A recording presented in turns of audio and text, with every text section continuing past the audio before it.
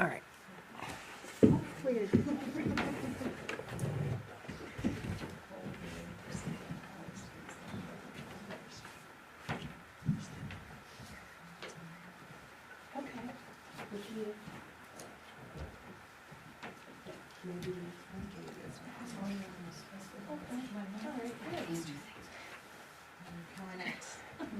I'm glad I don't ever have to touch that camera. Not for me. It's not for me. I was like, what about like a camcorder? You just like click one button and it's good. I like that. That's for me.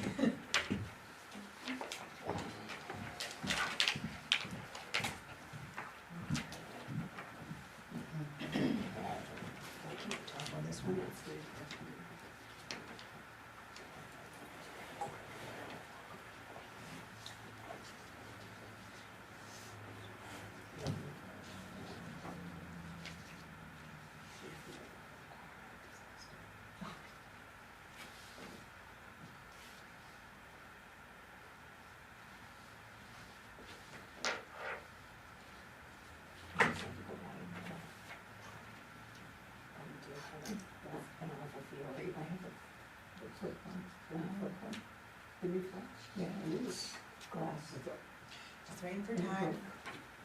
I left my phone in New Hampshire, so I have to use manual talk. That's okay, I lost mine in dirt. I heard you jumped in a hole. Oh, no problem. You're one of the few I don't know how to do the names. I got it going now. Thank you. That's good. Oh, you weren't able to retrieve it?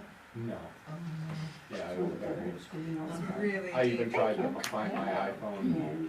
Oh, so I made the noise. They're like, I'm not digging, there's no way to dig it. Someone's gonna walk by and hear Or just vibrate. It'd be the day I dig a post hole or something, oh, Yeah. there it is.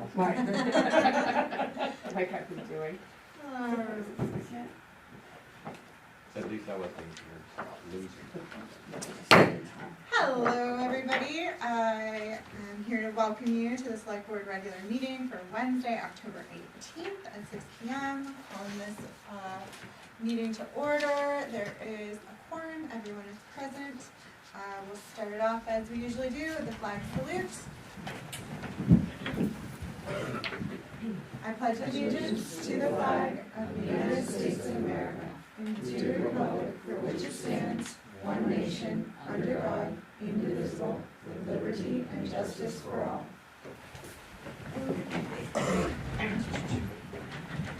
All right, so we will start this party off with public comment.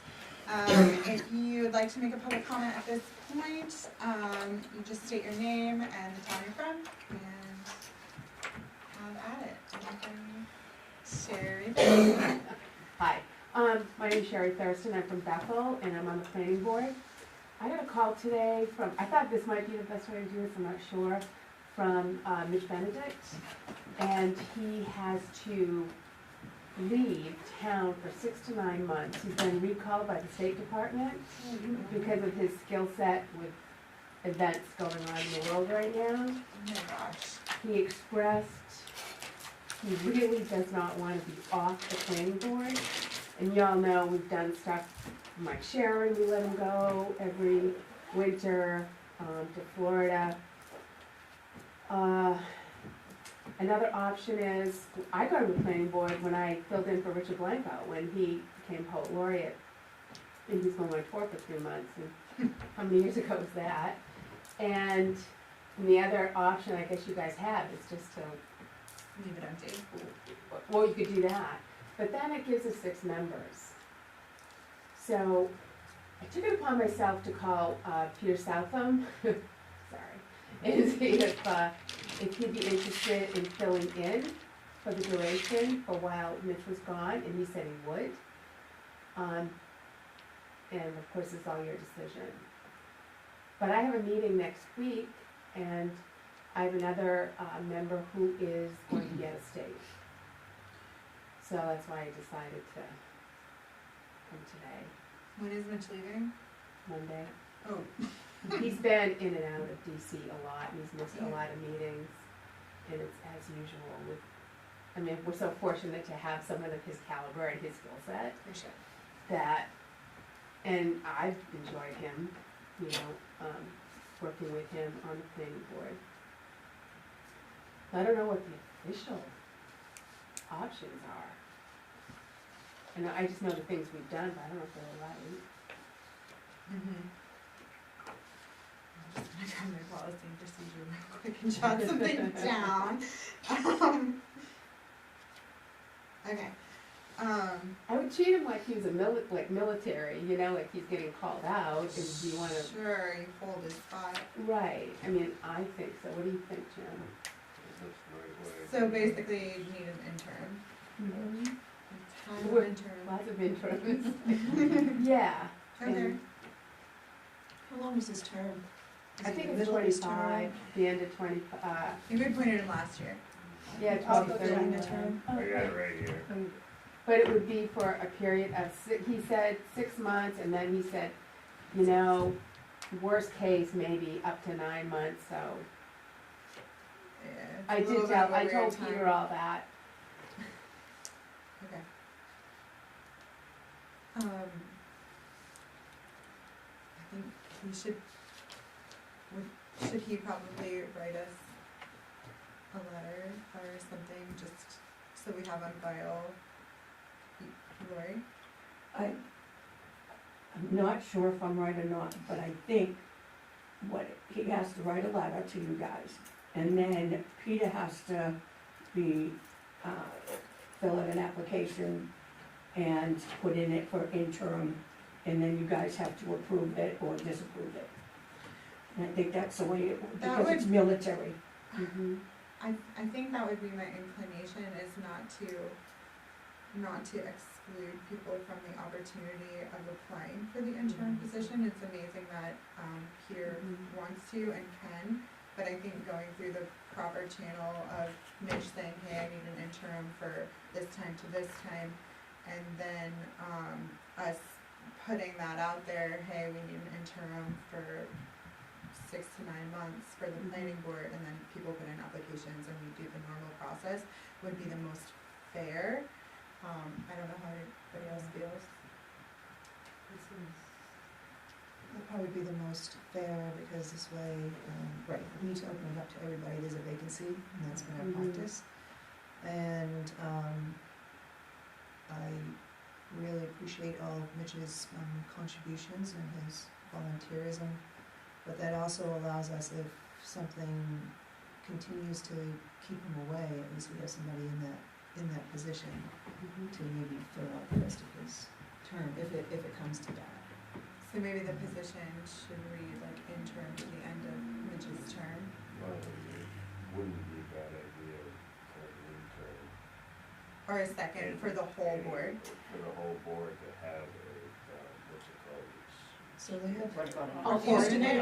alternates. Yeah. There used to Oh, be, I agree with that. there used to be yeah. alternates, and there used to be a, I almost think it's in there, but I can't remember. We used to no, have a 5-member board, and we That's put why in we a get- 7-member board so that we never had this issue. To So have an alternate. him, it's pretty easy now. We're not in, if anyone's traveling, if a lot of us are Cause retired. it's not a situation of quorum, it's a situation of ties.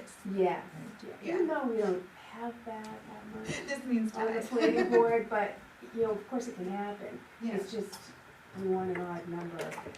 sure. We're okay for a few weeks Sure, without sure. it probably, but. No, that makes total sense. yeah, and there used to be alternates, right, there used to Yeah, be, till used we to went fill to- them, till right, we went to Yeah. 7, and then in the code, when Yeah. the code was updated, the alternates were eliminated from. Sure. Well, that's what I was gonna ask, if the code allowed for alternates. I don't think it disallows for it. It did it one time, it did it one time, and it was a little unmanageable, I believe, and then it was eliminated. Oh, it got eliminated? Yeah, So Mitch's term expires December 25. Is that what you said, December 25? Yeah. Oh, you looked it up. Okay, December 25. So. But it is the proper way to do it. Yeah. Yep. I didn't know what the process was. No, this is perfect, at least we know about it, yeah. Yeah. I think would we, I guess the motion that I would make is that we request a letter from Mitch explaining when his kind of term, well, he'll definitely not be there, and then, we can just extend, or we can put out a notice that there is, room for an interim to come into his position until December 2025, at the very latest, but more than likely 6 to 9 months. Does that work for, that's my motion. Excellent. Any discussion on the matter? Alright, all those in favor? Sweet. Alright, thank you, Sherry. So, Did you see you all? Did I see that? no, What? we were just kinda wondering if we're gonna have quorum tonight, Yeah, I'm just worried about next week, Next week. because we have another member who's out of state. So I'll be down to, With issues of quorum, you do have a remote policy that you can lean back on, someone can zoom in. I know, I'm Just sorry, I did need it as well, But it has to meet it the has to be. qualifications. which is the quorum, yeah. No, it has to be situations of emergency, there are specific criteria or whatever remote can be it's used. the hard part about it for us, is our policy dictates that we roll call everything when we have a remote in it. So if you do a findings of fact, That's, it's Yeah. according to state law, which we adopted, yeah. It just makes it very tedious and a very long meeting. well, I have it right here, cause I think we will, but if I just, You'll have 5 there anyways. I should have 5, if anybody else, I think we're okay with 4 too. yeah, Yeah, you are, so. Yeah. We should be okay, but if one person to come. So, Right, you're not gonna get an interim in less than a week. no, guess not. No, Unless we just actually, accept it's Just gonna remove take, the cause it has to, Yeah. their next meeting, which would be on just tell your members they gotta come, Next meeting on the first. the first, no loosey goosey. and it has to get posted, so we won't see anybody till the beginning of December at the earliest. Mhm. I will let Mitch know, and I will let Peter know, or Sarah can let Peter know, and we'll get this Yeah, going. I mean, I think Peter already has an application He in, does. or do they go away after you go? Yeah, they do? Okay, so you have to reply. I'll let him know. Okay. Thank you. Thank you.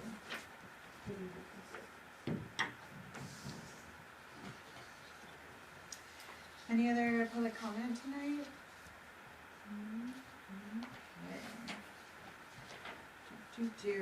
We have one public hearing, it's the renewal of the liquor license for, the Gem at 48 Cross Street. I am now going to open the public hearing. Do we have any comments? I am now closing the public hearing. That was invigorating, you guys. Okay, next up, we have action on minutes to see if the board will vote to accept the adjustments made to the September 20th, 2023 minutes. Did you guys get a chance to see those? The adjustments were in 11C.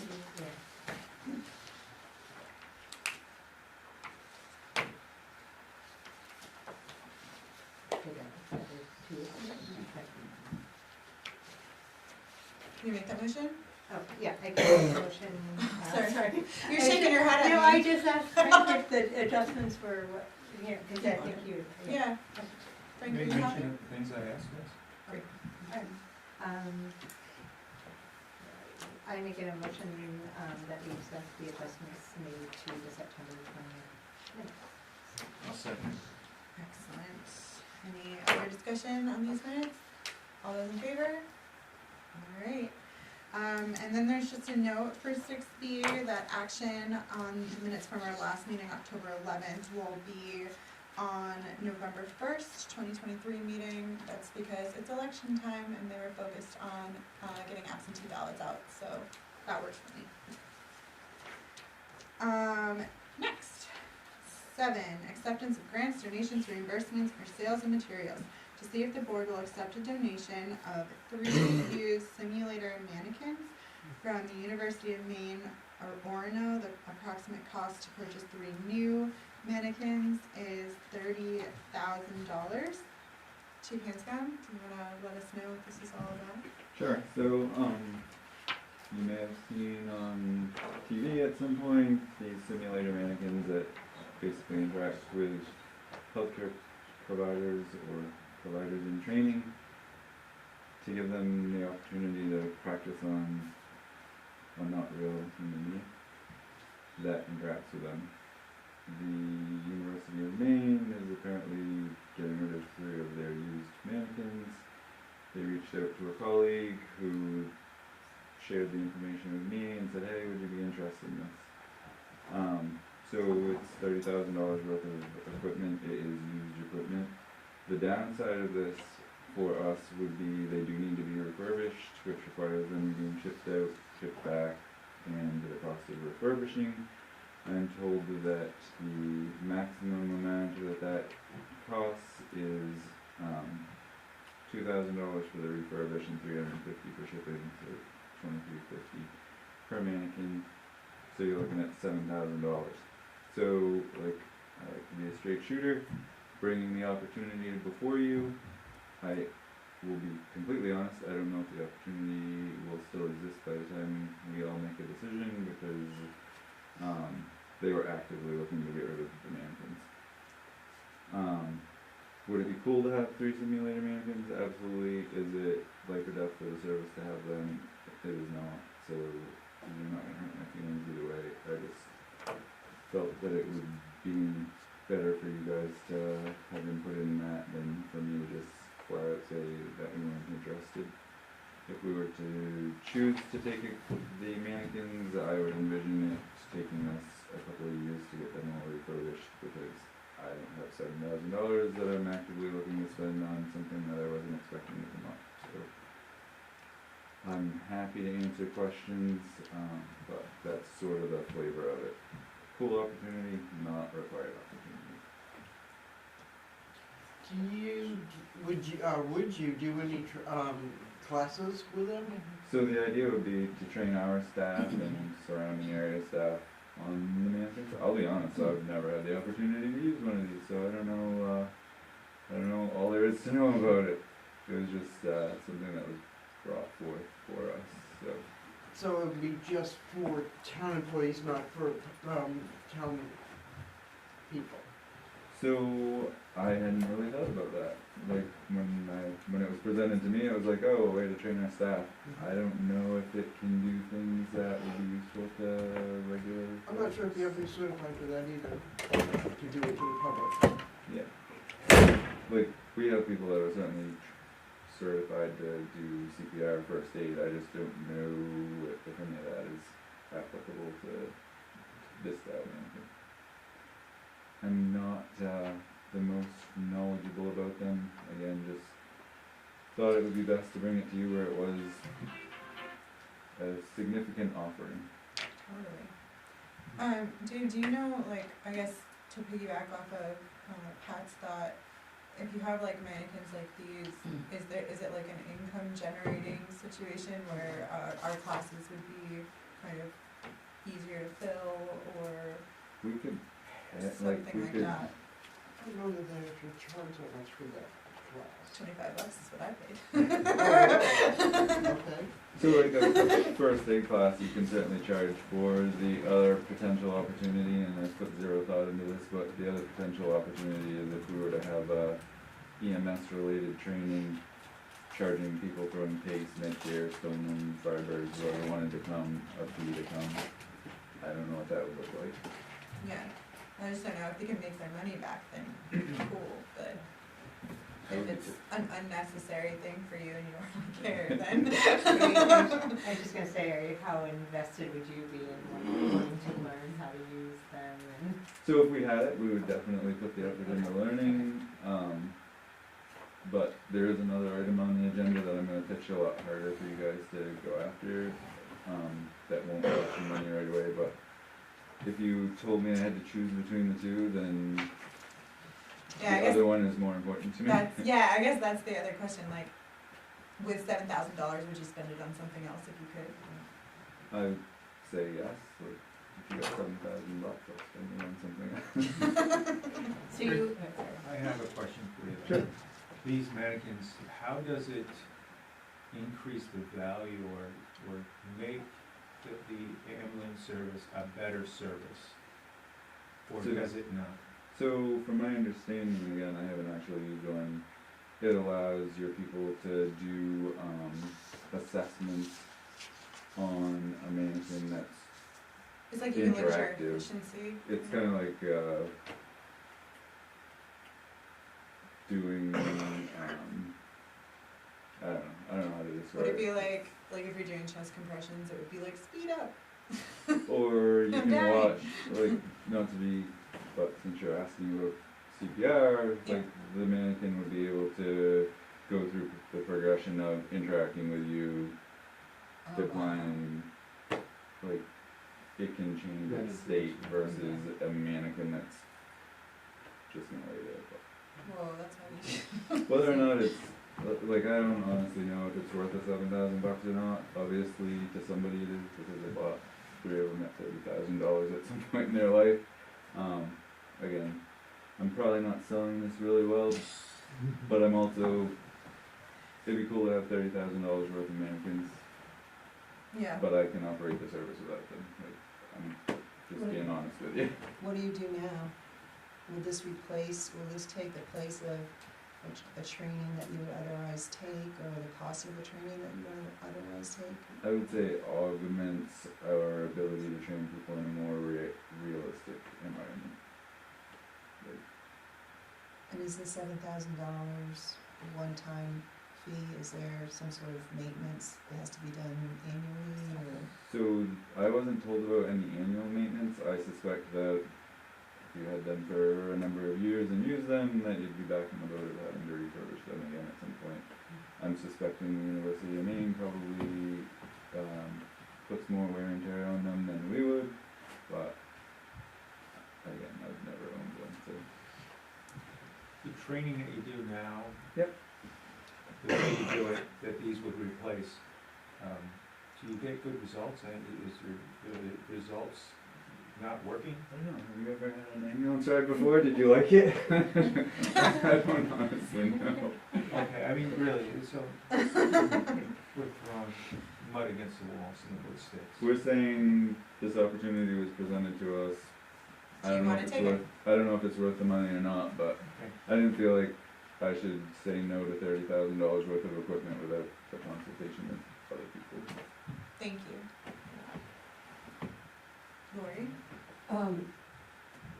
I was wondering if they did take the donation, if you guys authorized the donation, where he said it doesn't have to be done right away on the refurbishing. Right, we can just do a little. Do one at a time. Yeah, when he puts it into his budget for like next year or the year after, would it deteriorate the mannequins for him to sit around for a little bit?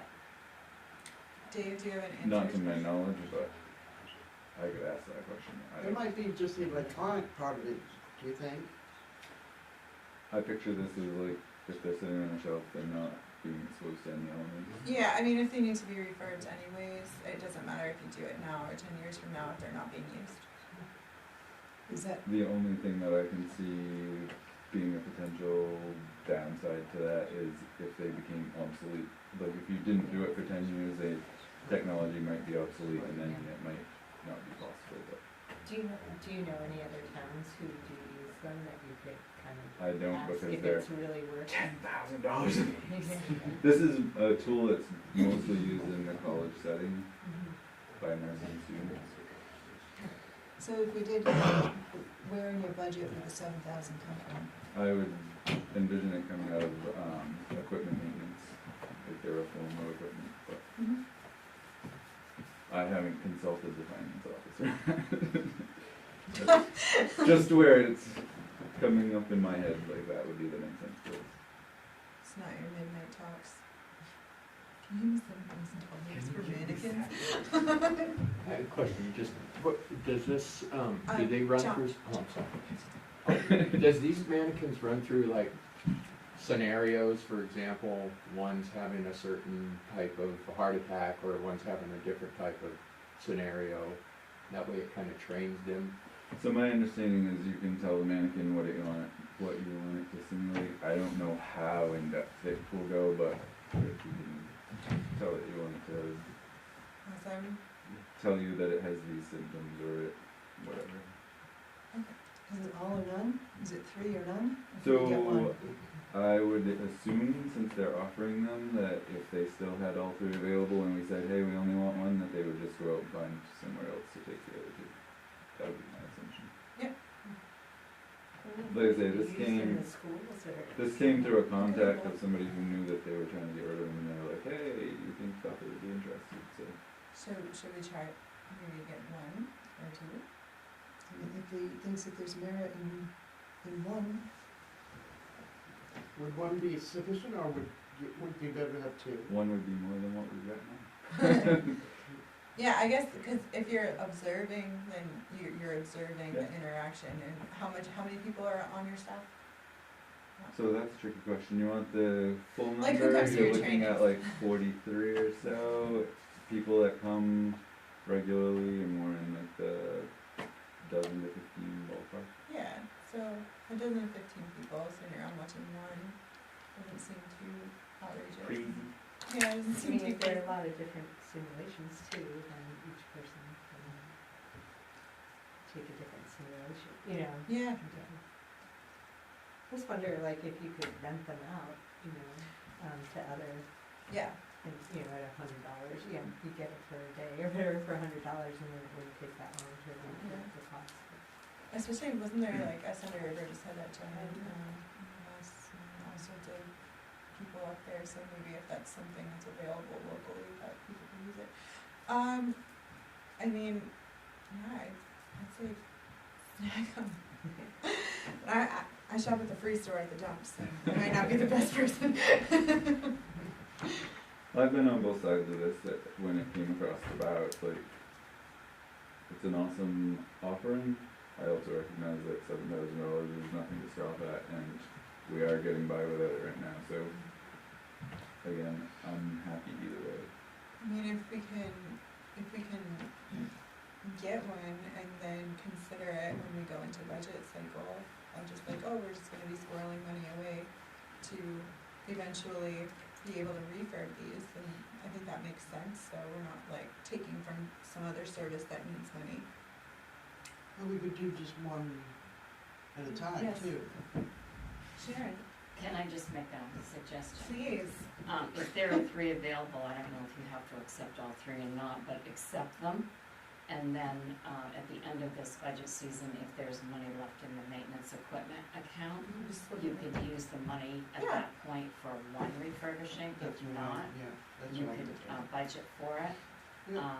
There's also a contracted line, which, if it's not all used, you might be able to take some money of that, but just do 1, and then use the 1, and then what you can do is see if it does have an advantage and it is useful for the department, and then that will, you can decide then whether or not you want to do the other 2, and if it's not something that's gonna work for your department, then the department would donate it to another department, Okay, just a thought. I like that. I'll make the motion that we approve, how did you put this in here? Where are you? Right here. That we approve Dave reaching back out to University of Maine to see if we can get all 3 or 2 or 1, whichever works. Second?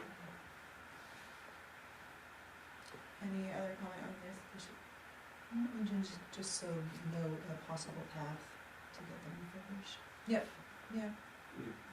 I'm just gonna throw a suggestion out there is, reaching out to Sunday River and seeing if they, have any interest in them also. Cause they, I know a guy. well, I mean, they can, something could Yeah, happen we there. can rent them. Yeah. Well, they're a good partner with the town, so to reach out to them and partner with them, payback. You know. Okay. Excellent. All those in favor? Thanks, Dave, for bringing this to us. I appreciate it. Thank you guys. Town managers report. We have these lovely packets, everybody. So in your packet, I've included a copy of the agenda and the minutes from the Airport Authority's meeting of October 11th. Date on that. Also in your packet, and it includes the September expense reports for cash, excise, and the capital accounts. I did have those, to me last time. I just didn't know what they were. That they were for you. So those are in your packets. The next item is I've given you information on the next elected officials workshop webinar, which is November 28th. If you would like to attend, please call Jessica and she can register you. Michelle is already registered. I contacted Betsy Gross, who is the select board chair for Hanover. I have a problem saying that name. The board can meet with us on November 1st or 15th, is what she got back to me. Her board met Monday. She didn't have a time listed in the email that she sent, and I did forward you a copy of her email. Both dates are the same day that we have our regular meetings. Options, I don't know how you meet with groups like this, but you could either meet before or during the meeting, or I don't know if you want to even have that during the meeting. And if these dates don't work for you, then I can get back to her with optional dates and times that you might want to decide on tonight. I did include a copy of the original interlocal agreement that was signed December 19th, 2000 by Hanover, Newry, and Bethel, just so you could see the original. I talked to Donnie Dura Monday. He's the Oxford County Administrator. I had several items actually to talk to him about. And one was the Regional Animal Control Officer. He did say that right now they're in the very early stages of gathering information. And as soon as he gets all the information, then he will get back to us, and I told him that we would be interested based on his findings, so he will get back to us and let us know. Today I did connect with Sheriff Wainwright about the Bethel's agreement for law enforcement services, which I have read in its entirety. He said he and Donnie met with Natalie and one of our board members earlier on. I don't believe that board member is still a board member, the one that met with them. And he said they were looking at future dates to sit down and go over the agreement section by section. He said, I told him I was bringing this to you tonight for discussion, and he did say to get back to him with any optional dates and times that we could meet. He would meet with us, and Donnie would also be part of that conversation. I included in your packet a copy of the last agreement that was signed by Loretta Powers, Tom Windsor, and Chris Wainwright. That was in 2019. The town or county has not actually signed an agreement since that time. The contract just renews automatically every year because there's no date of renewal set in it. And the packet also includes a copy of the March 2nd new contract price letter, so I wanted you to see that. That's the price that's in effect for this fiscal year that was budgeted. And also the September monthly activity report from the sheriff's office. I did find where these were sent to the manager prior, the sheriff does send these out monthly, and it did show that July and August reports were sent to you. But I printed September's out, because you hadn't received that one yet, that just came in on the 2nd of October. So I can give you those copies whichever way you want, through email or hard copies. Some people prefer one or the other, or both. So you can let me know how you wanna receive those next month when they come in. But that'll give you, an opportunity to go over that with the contract, the agreement as it is right now. And if, after you have a chance to review it, I'd like to put this back on the agenda for next meeting, so that, we could talk about any, changes that you would like to see or adjustments. And then, I guess Frank is the appointed, board member for, meeting with the county on these. And we could set a time to start meeting. But I think once you have a chance to go through it, and then offer any questions or comments to bring to a meeting, or if more than one of you want to attend, we can also do that, I'm sure. You have any questions? No, I think putting that on the next agenda would be a good idea. Okay. And I like the idea of adding an alternative or a second to the meeting, Frank, because your daytime hours, my understanding when Natalie was here was that caused a conflict with the deputies. So if you can make it I'm better, yeah. amazing, yeah, so if you can make it amazing, and if you can't, it's not a big deal, but you have someone there. So I'll put this on the next agenda for discussion. I also talked to Sheriff Wainwright about the break-in at the town office and the several break-ins actually that occurred at the transfer station. He's just back from a military leave, and he is going to look into it, but right now, he said they're still under investigation. We're going to close the clerk's office on Tuesday, November 7th, so the 3 clerks can work at the election for the polls. Jessica is going to be the warden, and Emily and Christy will be appointed as her deputy registrars, because they all have, the registrars and the warden all have a different function at the election. And then there are 5 ballot clerks. Is it 5 or 6? Is it 5? And voting will be at the American Legion, as it is every year, from 8 a.m. to 8 p.m. Jessica said her staff has given out 50 absentee ballots as of today, and 20 have been returned. I called Chris Sanborn, who is the owner of Modem Waves, and he's the IT-tech person who works for us. He's going to come next week so he can go through our computer system. There are several updates that really need to be made, and he'll assess all of that. In addition to finding out that our email addressing is, needs some updating and corrections of the names. You want an email, Sarah? And yours will be set up, so there'll be some changes made to that, so, it's consistent. Right now, there's no consistency to how the emails for the staff or the selectmen are set up, so it will be one program for all of them. Thank you. You're welcome. Yeah, that's awesome, she's been asking for that. 4 months. And I also did find a copy when I was looking for the policy and procedures. I found a copy of the code of conduct that you have been working on as well.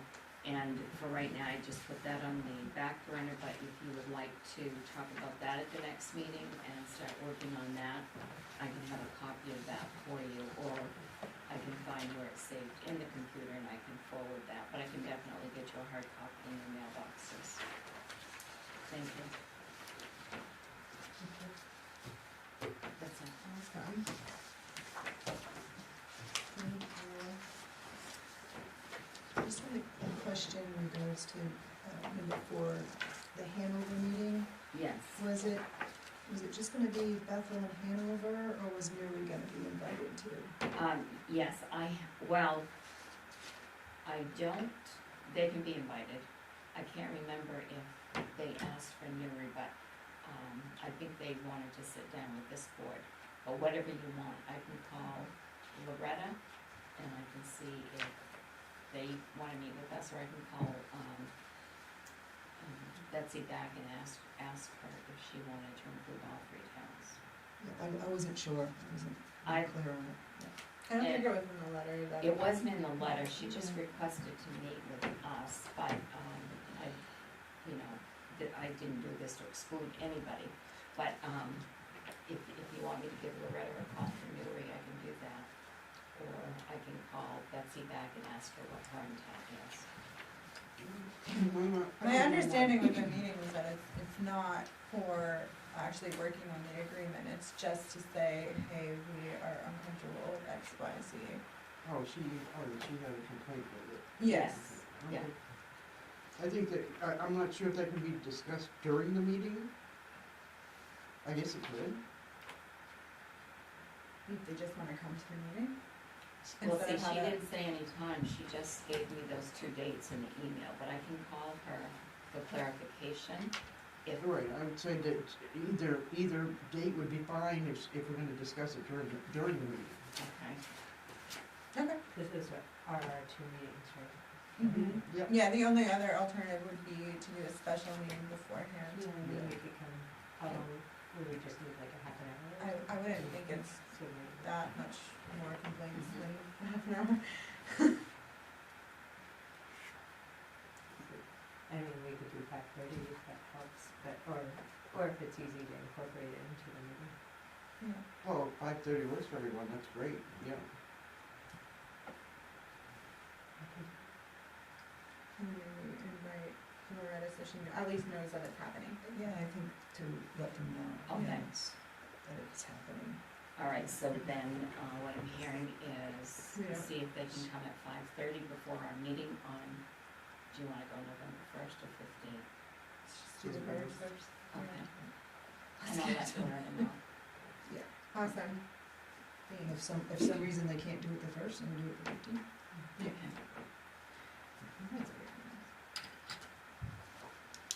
Okay. All right, board meeting committee reports, we don't have any, old business, also don't have any new business. To see if the board will vote to approve the renewal, liquor license application for the Gem at 48 Cross Street.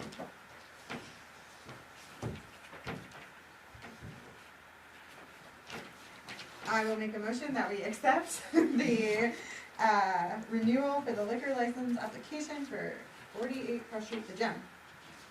Second? Alright, any thoughts on this application?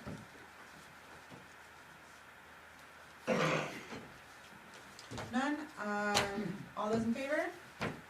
Excellent, no, Sarah, you cannot. I asked Sharon and she said I could, that it's You not, can. but I just. As long as there's no monetary value. But I it's haven't not had sure that it done. Doesn't, She has tons of management, she is paid there, Oh. she's an employee.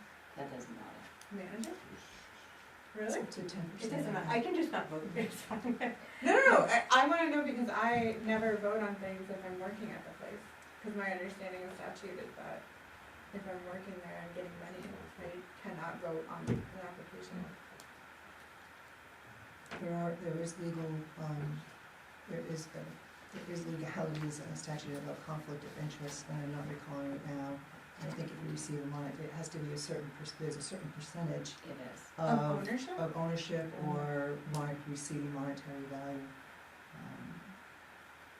If there's any financial gain, That's what I thought it was, any financial gain. any financial I gain. think we need to look the law up.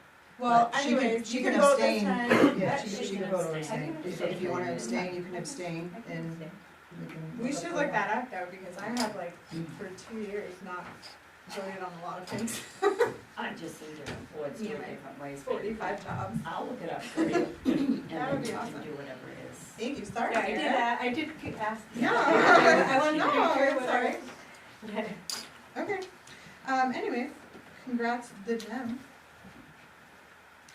To see if the board will vote to approve the adult use medical marijuana stores, cultivation facilities, manufacturing facilities, testing facilities, and dispensary application for New Mill LLC for Benjamin Purdue, 515, West Bethel Road. Do you just wanna tell us what you're doing up there in like a sentence or two? I'm just a caregiver who provides care in that front office. Okay. Instead of having patients, we just want to be able to have an open flag outside so they can. So you used to deliver to patients and now patients will be able to go in and grab their stuff? We've always had patients coming there, Oh, okay. and this would just allow us to say we're open versus not open. Because right now, the law states we have to say by appointment only. Yeah. Okay, okay, so you're gonna. Unless you guys, now that we made this new rule that you guys have to approve our retail. Because before, my licenses just had the retail location on it. Mhm. Now they want that new form that we sent you guys to fill out, that we can have patients and have an open flag. Okay, and, did you go through site plan for your facility? I kind of remember a while ago, the back warehouse, but no store or anything like that being associated. I thought it was like living quarters or something, if Well, I'm. it's supposed to be living quarters and Yeah. When we did the site walk. it Yeah, was- when we did the sidewalk, I feel, sorry, two of us were on planning board Yeah, when we went to. we have multiple different businesses running there, so we can't, we're people. mixing adult use and caregiving. Okay, The caregiving has always existed there so, as my retail location, and I have it on the licenses, but they just need the extra. What was that? I'm mumbling. Yeah, I know, I'm trying to. I'm we- trying to remember. I'm gonna mumbling question, out loud. where did you always have the medical? It's always been on the facility, so I've always been growing and selling there.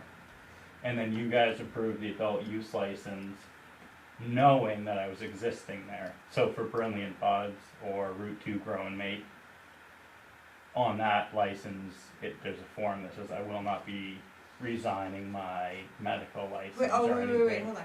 Brilliant Buds is you as well, It's on my site, on your site? yeah. And then what's the other one on your site? I'm a medical caregiver, so Benjamin Proto. Sure, okay. Yeah. I guess what I'm confused about is if there is a brick and mortar or a building. Here, I can just show you the state used to listen or list our licenses. Here's- Can I say, Can you see? no, Oh, yeah. Here. So it used to say retail location 518. Sorry. Yep. Okay, so, So it's always been a retail site, but then they want us to do the new form. so, But now you're at 515.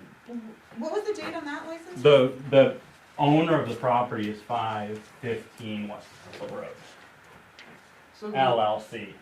the recreational store that's next to Mountain Greenery, what connection is that? I have zero connection with Dave's old medical. No, store. that's- Is he not the owner of both properties? No, No. he was doing something with one of the warehouses for a second, and now he's not, I don't think. I'm sorry, yeah, John. so my question of it, I mean, my understanding is that the new mill has been operating as a caregiver location for the past, what, couple of years now? For as long, for Before 2017. way before, exactly. And I think the application process that he's following right now is to allow him to expand on from caregiver to now showing his business hours and showing open to now open to the public, or open Exactly. to the business, right? Exactly. What I would suggest is if we look at that and say, okay, we're gonna accept your process now, you're gonna show you're open and you're doing that, Yep. I would then request, you've now been, you've accepted that, you need to go back to the planning board, so then that way you can, So typically it's the opposite direction. yeah, but what I'm saying, right now, I think that the new mill medical As caregivers been running under caregivers, that. we have like guitar.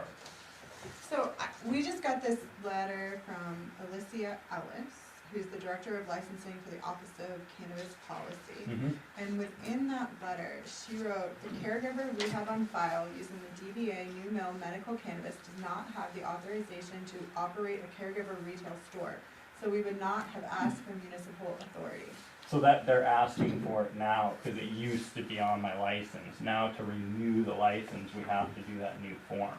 Okay. So the current one, because of COVID and everything, we were just doing by appointments only. We didn't need to switch that over. So I guess this is my hang up, and I'll just, you can tell me how you feel about it. My hang up is that when every other, like, who's Mike Everett, for example, every time he opened a new section of the same complex, right, it's Yeah. all his, every time he opened a new section, it was a new site plan. But they had to switching it from medical to adult use, But and no, he he had built to a shed. because he had to switch from his barn to the new location by Sunday River to, and I've always been existing there. But you've never done a site plan for that part, you've changed. That was always an existing retail store that I've always been at But from the beginning. From when I bought it, I worked with Toby, and we were an existing retail store. So you guys never did site plans or never did any of this before. Right. And Oh, then you're saying from the time that it was a mill, it was a retail store, so there's no Yes. change of use, so that you no didn't have change to. of use. Got it, So I'm already there as a store. understood. Yeah. But I'm confused, because when we did sidewalk, you stated that front building was residence. How could it be residence? Can you show me where that documentation is and whatnot? I don't know. No, it came from you. Okay. Well, we might be able to, Yeah, because we it could would be in the old file. But my residence was there, and I was an operating caregiver store out of my house, so, and that's in the statute. And my And it would be legal home residence is there, so I was a home occupation. It is not a home occupation now? So it's a change in use. No, it's not. That's no, it's not, or is it? I'm sorry, I don't wanna answer whether I live there or not live there to know if people are gonna be coming or going, or if I'm there or not It there. needs a site plan review. If it's a home occupancy, you can't have any employees. well, As a caregiver? As a home occupancy, you as- cannot have, it's not statute, it's code. This which comes out of the lovely state. thing here. That comes out of the state. Is there any way? There, I'm sorry. Yeah. I don't Go ahead. know. My thought, may I speak? Absolutely. My thought is that we should request that, Ben, you go back to the planning board because of the fact that you are expanding. You are looking to. I'm not expanding, nothing's changing. So just so I can quickly clarify, the planning board, all it's gonna do is just have them file, like, you have locked doors, you have lights downcast. And I always have abided by the So it rules should of the take, like, town. 2 Yeah. seconds. But it's not gonna take 2 seconds, it's gonna be months and months and months if we can't even get planning board members to come. My meeting here got pushed back, so it's affecting my business. And under the rules of the state, when I put this forward, there's a timeline, so if we wanna get legal and, Well, have we not done the timeline for your Well, we'll check application to it be all. reviewed here? well, that's the point, you shouldn't No. have brought it here. You brought it when? When was this application brought to you? Before? At the beginning of the month? Or the end of I don't September? know the exact day, we had it scheduled for the meeting that was moved to last week. Sure. And then And we we wanted have, clarification, how so long? we moved it to this one. and we have 45 days to act on, things that are coming into the office, or I don't know. Date on the exact application, September 18th. September 18th. This is the medical marijuana business, right? Correct. This is medical marijuana, comes and, under state guidelines. Yes. That's how medical marijuana businesses originated. When this all started years ago, medical marijuana businesses did not have to have town approval for anything. Towns were not even notified by the state that a medical marijuana business existed in that town. Towns had no say at all about medical marijuana businesses. So now the state's requiring this form to be signed. It's just a form saying So- that you know I'm here. They, with the medical marijuana business, in another town I was in, the residents in a given neighborhood would not even know that a medical marijuana business was next door unless they saw something to indicate it. But the town had absolutely no say whether that medical marijuana business could be there because it was strictly the approval of the state. So whether the town wanted it there or not, the town had no jurisdiction to do that. They would go, the medical marijuana businesses had to go to the state, go through a series of checks and balances and applications. Once they were approved, they could have their medical marijuana business wherever the state approved it to be. And we proved the security and we With proved no the site. approval from the Okay. town. From or the state, town's- we've From the already state. done it. They come and inspected us the other day. They're here all the time. Great. So I think my request with this personally, and board's discretion, he showed me a license that had the correct address on it. The one that we have in our packet says, no location provided, no retail location provided, and this is why I'm But like, what's that's- going on? Yeah. Well, because of the, and that's. So if I had the one that you gave me, that had Yeah, the I sent it location- all forward, so I don't know Okay. if it didn't get That's printed or fine. whatnot. So I think just send that one to John. Yep. But because it's a storefront, it's Probably open would to use the it. public, does he not have a license It's- in the town? It's not open to the public though, You it's said it open to was. his patients. So we have in our code, That's right. we do have article. Right, I can't go in there and be like, I'm No. gonna buy some Anyone weed. with the Unless you're a medical Right, patient, then that's it's still open patient to the public. confidentiality. So are you looking to be a caregiver retail store? I'm looking to do nothing differently than I'm doing right now. I just wanna hang my open flag. I've always been a caregiver providing It's a to my storefront. patients in But their it's, location. so I think we need to look at our code, Article 8 of the marijuana ordinances. There is a medical marijuana caregiver retail stores. Now, whether,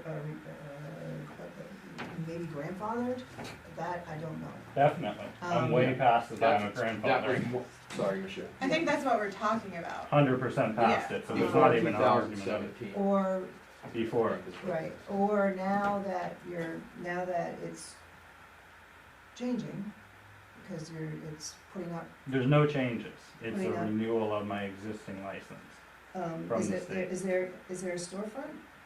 Yeah, I've But always there was, done. I think what There he's was saying not is one. there was a storefront before, but it was by appointment only, so he just wants to be like, I'm there, I'm gonna put up my flag, you can stop in if you're. driving Exactly. by." If you're already driving by and I'm sitting there, instead of making them call, I'm just gonna put up my But it was flag. still the same, like, either way, they could have called and said, Yeah. hey, I'm coming over, and he'd be like, okay, scurry, here I am. Yep. And now it's just like, oh, the flag's there, so he's in there, so I'm gonna stop. So it's just the not talking to him constantly.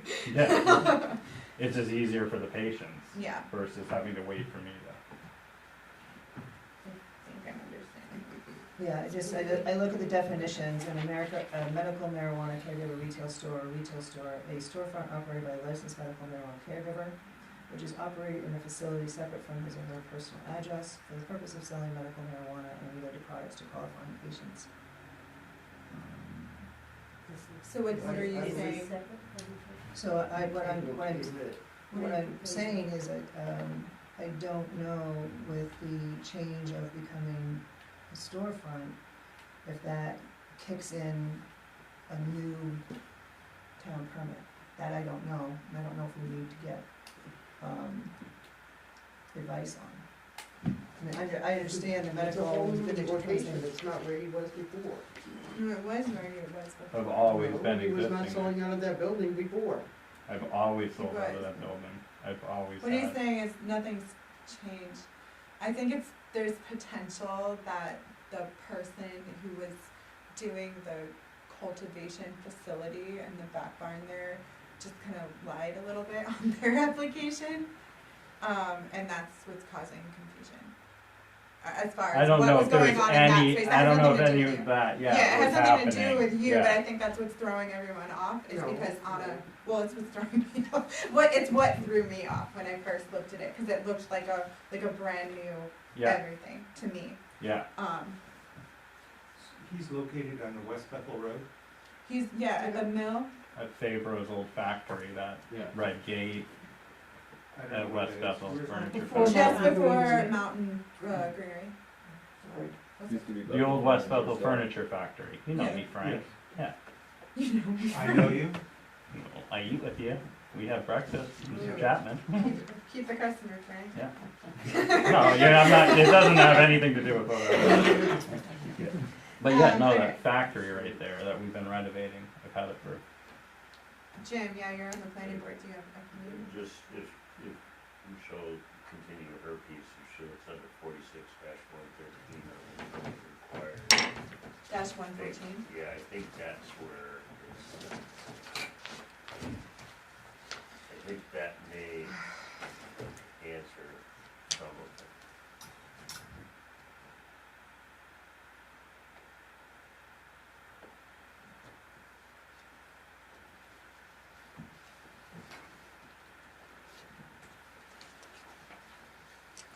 You said 4614? 113, 46-113, which is under chapter 8. It's so many dashes. I mean, it may just be that this is not our because you've never had it come to us for a permit before, so this may just be that this is not a renewal, that this is new, but doesn't necessarily constitute him having to go to the planning board. Yeah. Right, because he's grandfathered because of the, Because of the facility, the building.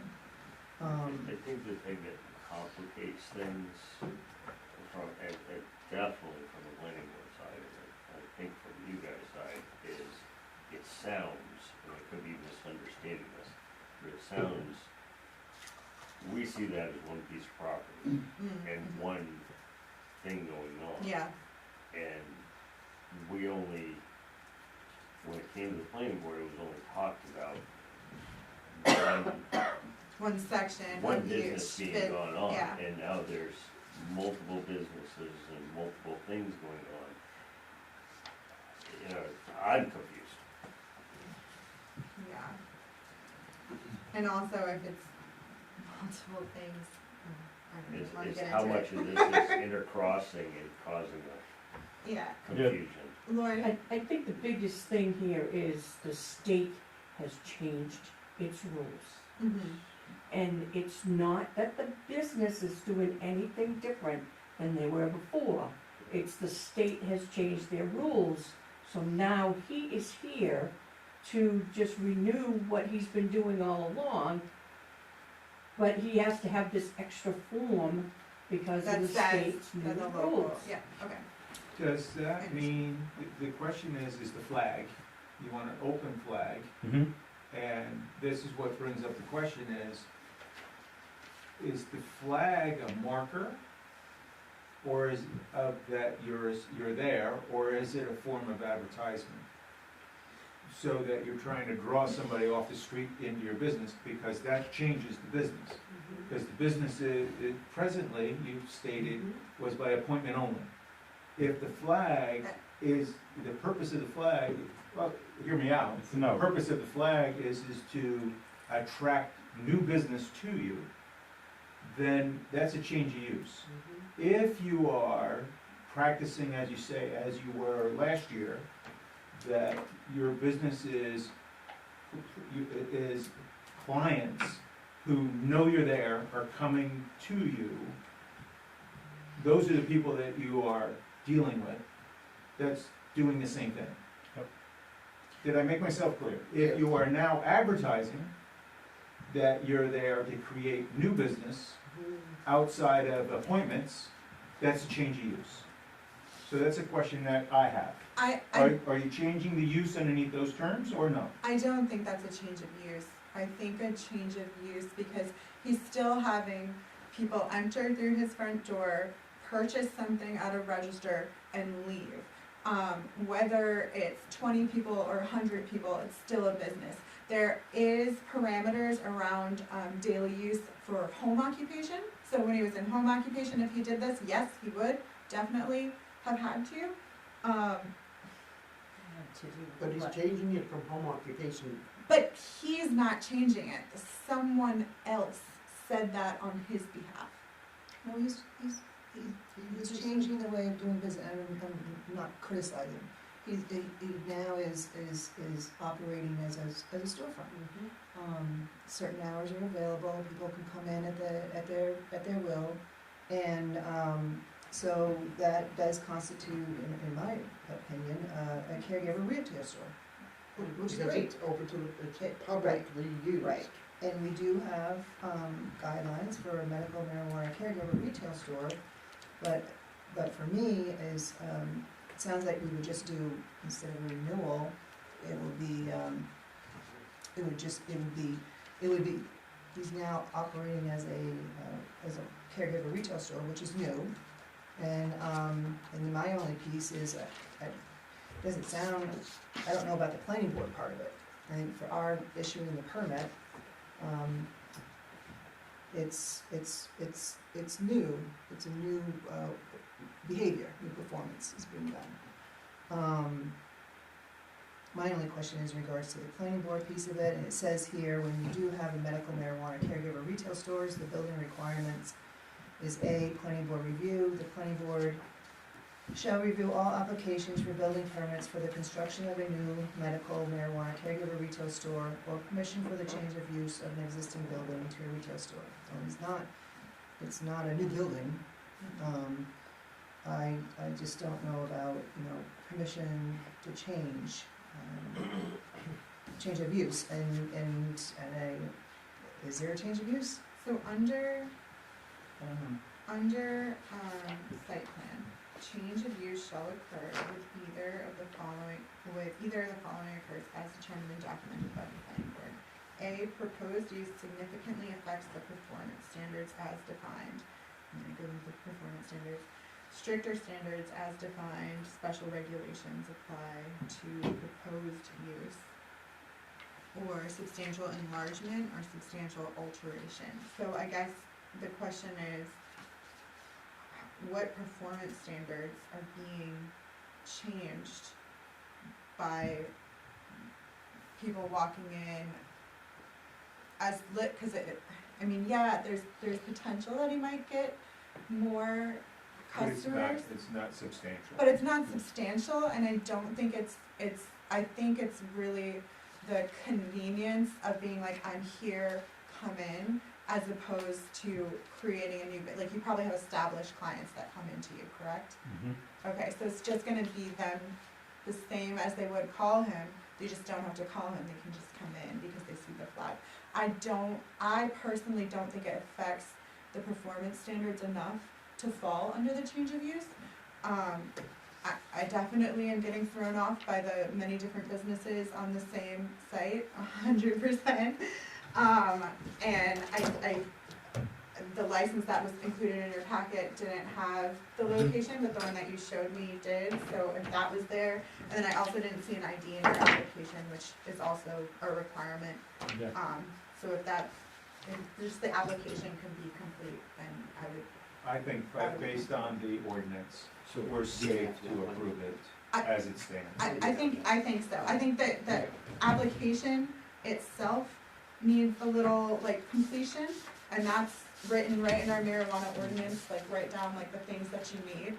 And, like, those are the things that I'm not seeing, that's why but I'm sure, like, it's not that for you to scan your ID. No, I should. You're like, I'll send it right now.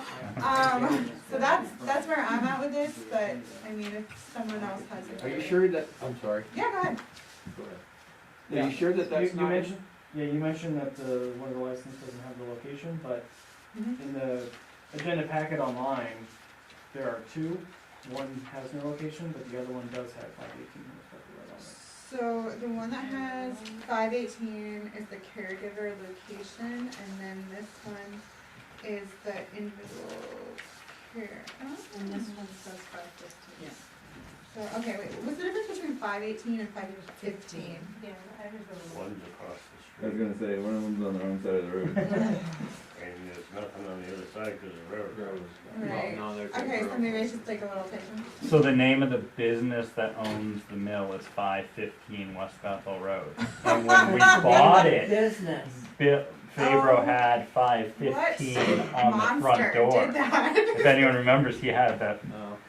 So I thought that was the number when I first bought it. Okay. I got to closing, and I was like, "You're saying the address is 518?" Okay, so And that's that, the like on story. your DOT, it's 518.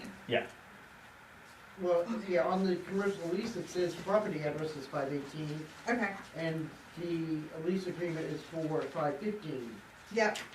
But that's the LLC. The That's the name of LLC. the LLC. Wow. Ah, Yeah. I get it. It all makes sense now. Yeah. Not Jim. not to throw a wrench in it, and I'm Oh. not trying to, Yeah. because I just read this about 6 times, and it still is very confusing. The whole state marijuana side is confusing, Yes. but the state does, for medical marijuana, for caregiver retail store, they do list out certain things in their guidelines, and size, and how much you can have, and where, which is smaller than Sure. Which is what a full-blown Tiers, that's for retail. adult use. Yeah, that's Tiers is that's a not different no. program. That's not. Medical, we're, Well, that's under the, Here's is for growing. Well, yeah. there's Yeah, that was. Oh, maybe Bethel has tiers too, is that No, how it's it well, is? under So tier the one. state, We it's do. under state stuff. That's Oh, why- it is. We do too. Yeah. we do yeah. That's why I'm very confused, and I Oh, don't Make a wanna, motion. When- For, I for don't me wanna- is, this is the first I'm time not that's trying to happened derail it because or what it's doing, so this is a anything. new, it just, new it's permit, confusing. which is fine. Does it change the actual? This is the first time that he has to come in his behavior and performance of what's doing. So to me, it's a new permit. He's never had to come here. Sure. But it's a I new don't permit. And the understand. And then to take care of, Maybe they can ship better but then for the license. planning board, I can't speak for the planning board to cover everybody's basis, is he just goes to the planning board and asks for applicability, determination, applicability.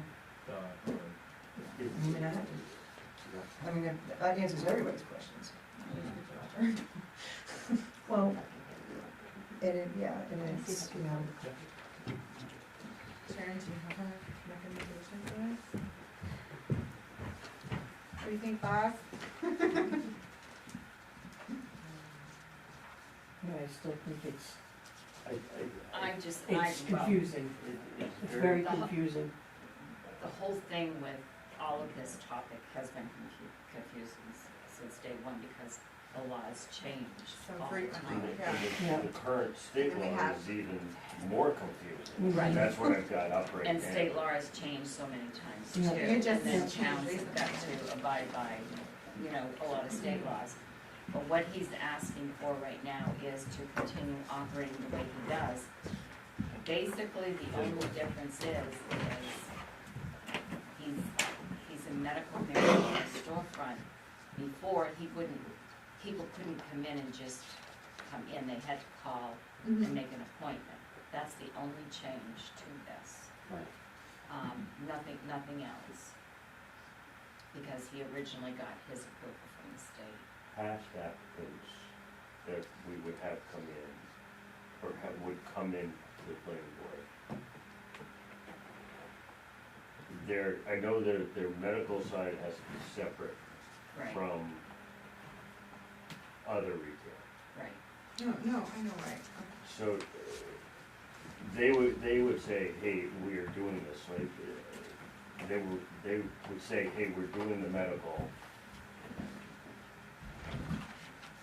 and the storefront, so I think that kinda confuses me, where I'm starting to understand better, and I agree with, Okay. on the planning board side, I think I'm agreeing with where it's coming from, All right, but it's so confusing. No, so I get it it. is confusing. So Super. in reference to what you were talking about, there's one that has the location, but the expiration date on it was 2018. So this is the proof that he can be grandfathered at that location, Yeah. which is great. This one is his new part, and it has no retail location provided. However, he has a picture of a new one that has the location, so I want this one out of here, and I want the one that has the location and the expiration date that's valid in the application. And then I want his ID in here, because that's what our town code requires. Right, Yeah. and I think that was just overlooked.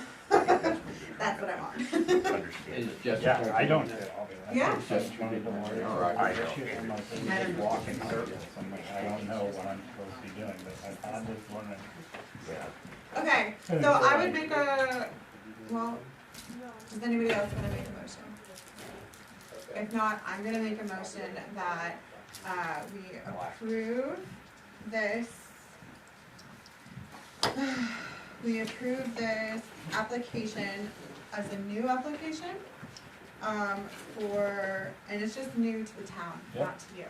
A new application for 5/5/18, you are wrong. Okay. Your cover letter is wrong too, man. I'm sorry. It's new for me too. It's okay, I forgive you.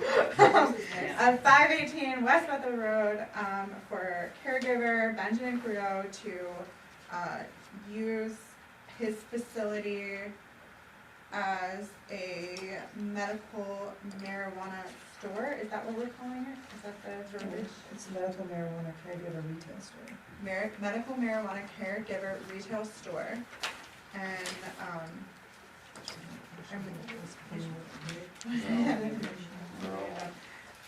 yes, I well, think you just want to clarify so that it's on the record right, because you said it's a new application. I did say that. I know, and then it's not new to him, but make sure that that on our side that we realize it's a town application. To the grandfathered new application. Yeah. Good. So That's much better. Here's the word sandwich. To the grandfathered new application for, medical, where are you? Just, I copied that right from the, so it's on the agenda, I copied that right from the application. So what's all this foundation? Yeah, that's what I'm gonna question, which is a correct address. That's what was on the application for a storefront. For just the storefront though. Yeah. See if the board will go to the adult use. Can we just have a verification of You which, can just say, what is it, I have to say the one that Find he's the signing up application. for. Here it is, I've got it right here. okay. Yes, can we have a verification of what I just the need this. store location address is? yes, it's 518, West Bethel Why Road. is everything 515 on? Because it's the LLC that owns the complex, and they're ruining everything. So then what's the new So- LLC? A business that Okay. occupy, Okay, or so- business that So there are operates. two LLCs involved. Yep, Okay, right. Always, always with these applications, oh, always. Just make sure that- Okay, So the new mill LLC is the So, caregiver, correct, and then the 515 is the property owner. correct, that leases to So- New Mill. I would make a motion, and I'll go really slow for you, Jess, 'cause it's gonna be a rough one.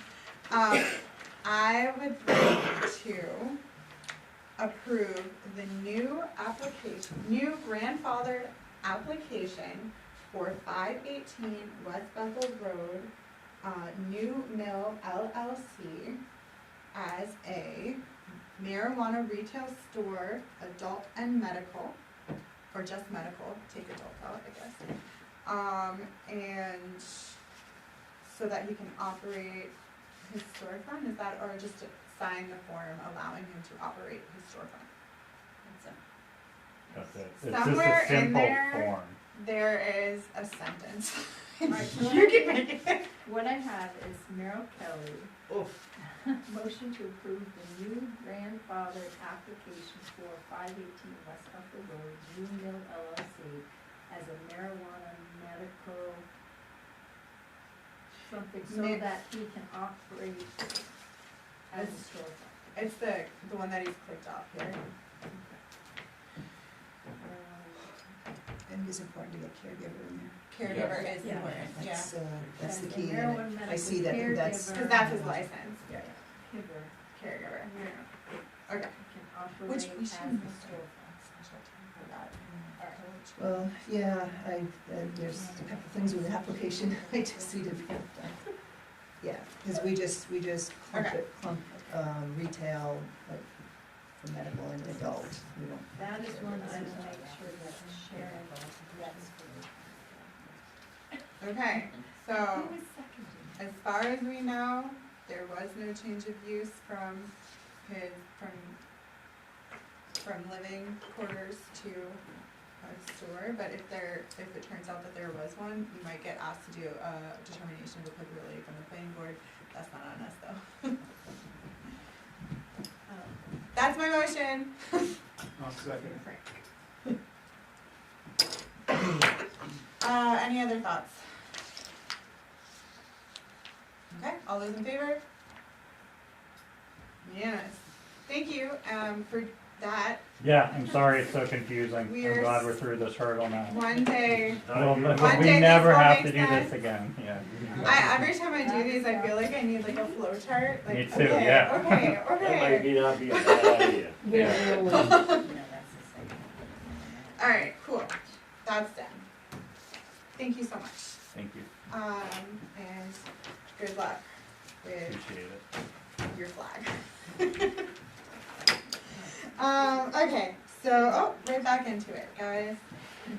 To see if the board will vote to, 11C is to see if the board will vote to approve the adult use of medical marijuana stores, cultivation facilities, manufacturing facilities, testing facilities, and dispensary application for in and out of the garden grow for Gabriel Stupini at 421 East Bethel Road. Okay, same deal, so Gabe was in here this year for the cultivation, correct? Thank you. Did he expand the footprint of his area to put a retail store in No, this is just, yeah. it? Please. Yeah, so, this one here is, this is the garden grow. I believe he's just the same facility, operating the same same practice, just renewing his license. He's just renewing? I believe that's, I thought he was just cultivation over there. I thought he was too. Is it a flow chart thing where there's like one little? Yeah, because Okay. when we got fired a couple of months ago. Cultivation facility and dispensary. Okay. Why do they check out the boxes and people find? Real flippant with the check boxes, I swear.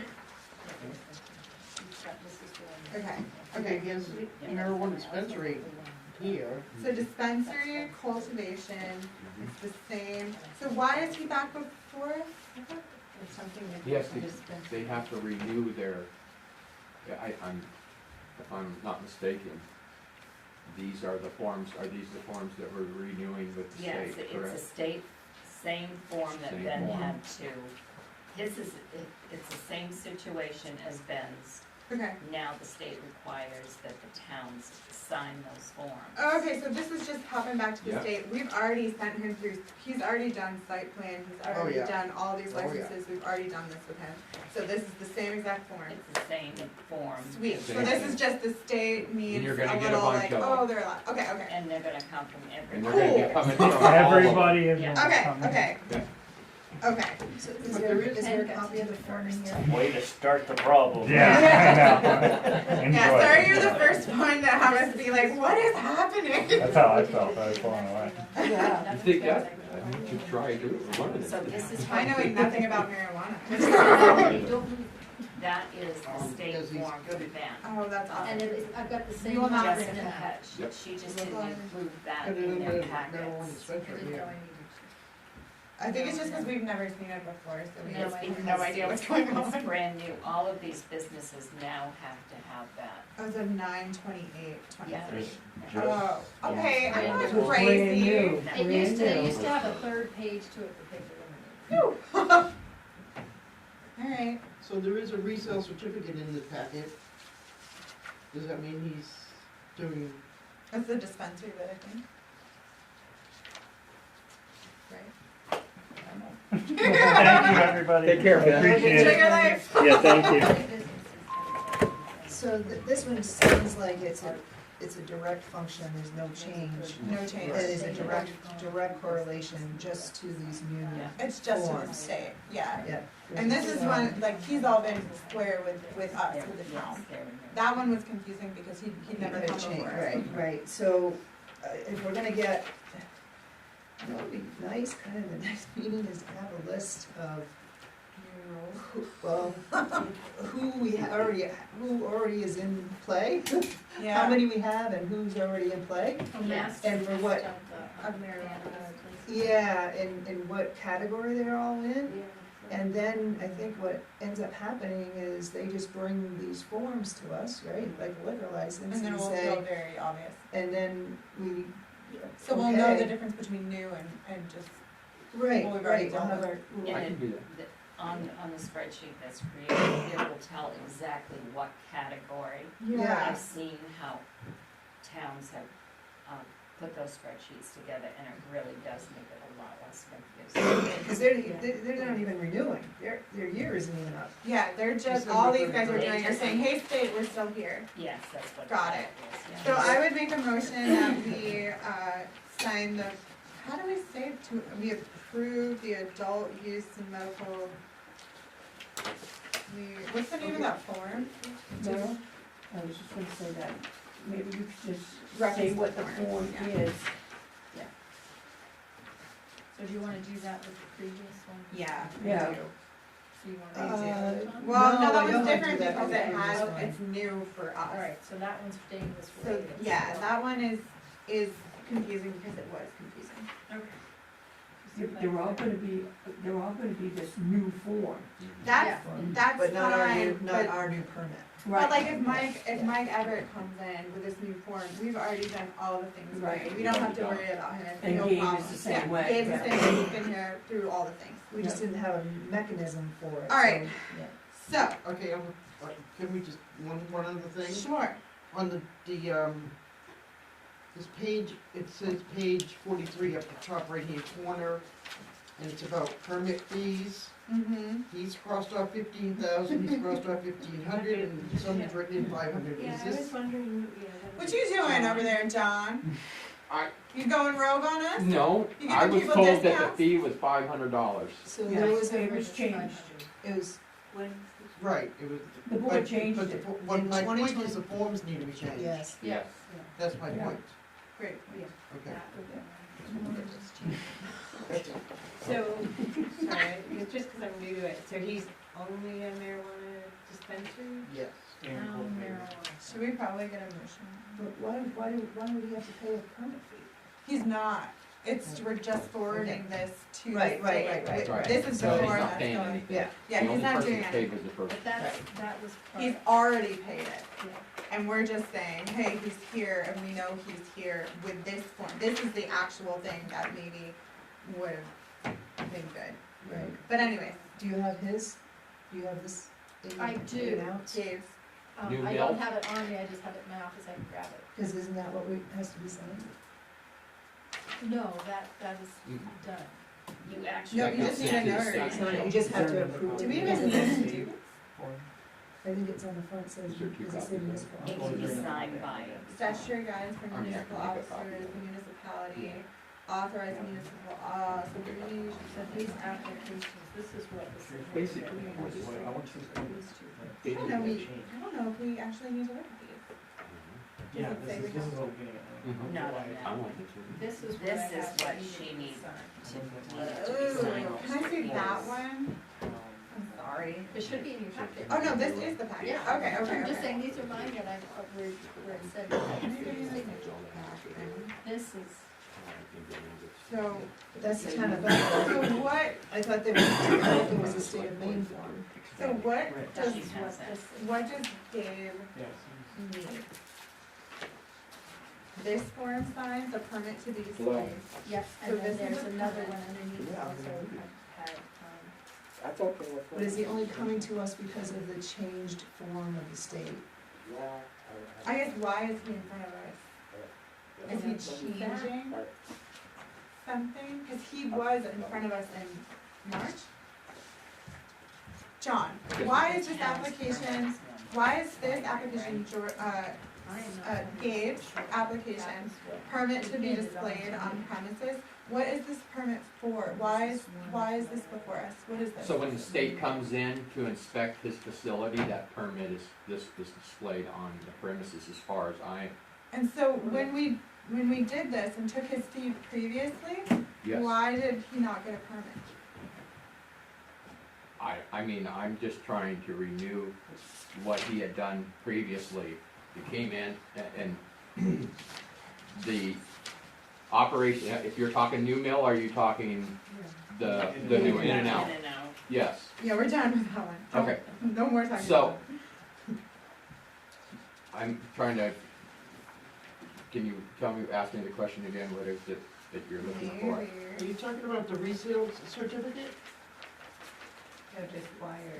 No, In and Out is before us with a renewal for their permits for the town of Bethel. Did And we- is this genuinely a renewal, or is this trying to fit into that new state form? As far as I understand, Michelle, that the local authorization form that the medical marijuana places are providing, the page that's there, that form is what they need to renew their license with. Okay, so this isn't What does it that, require?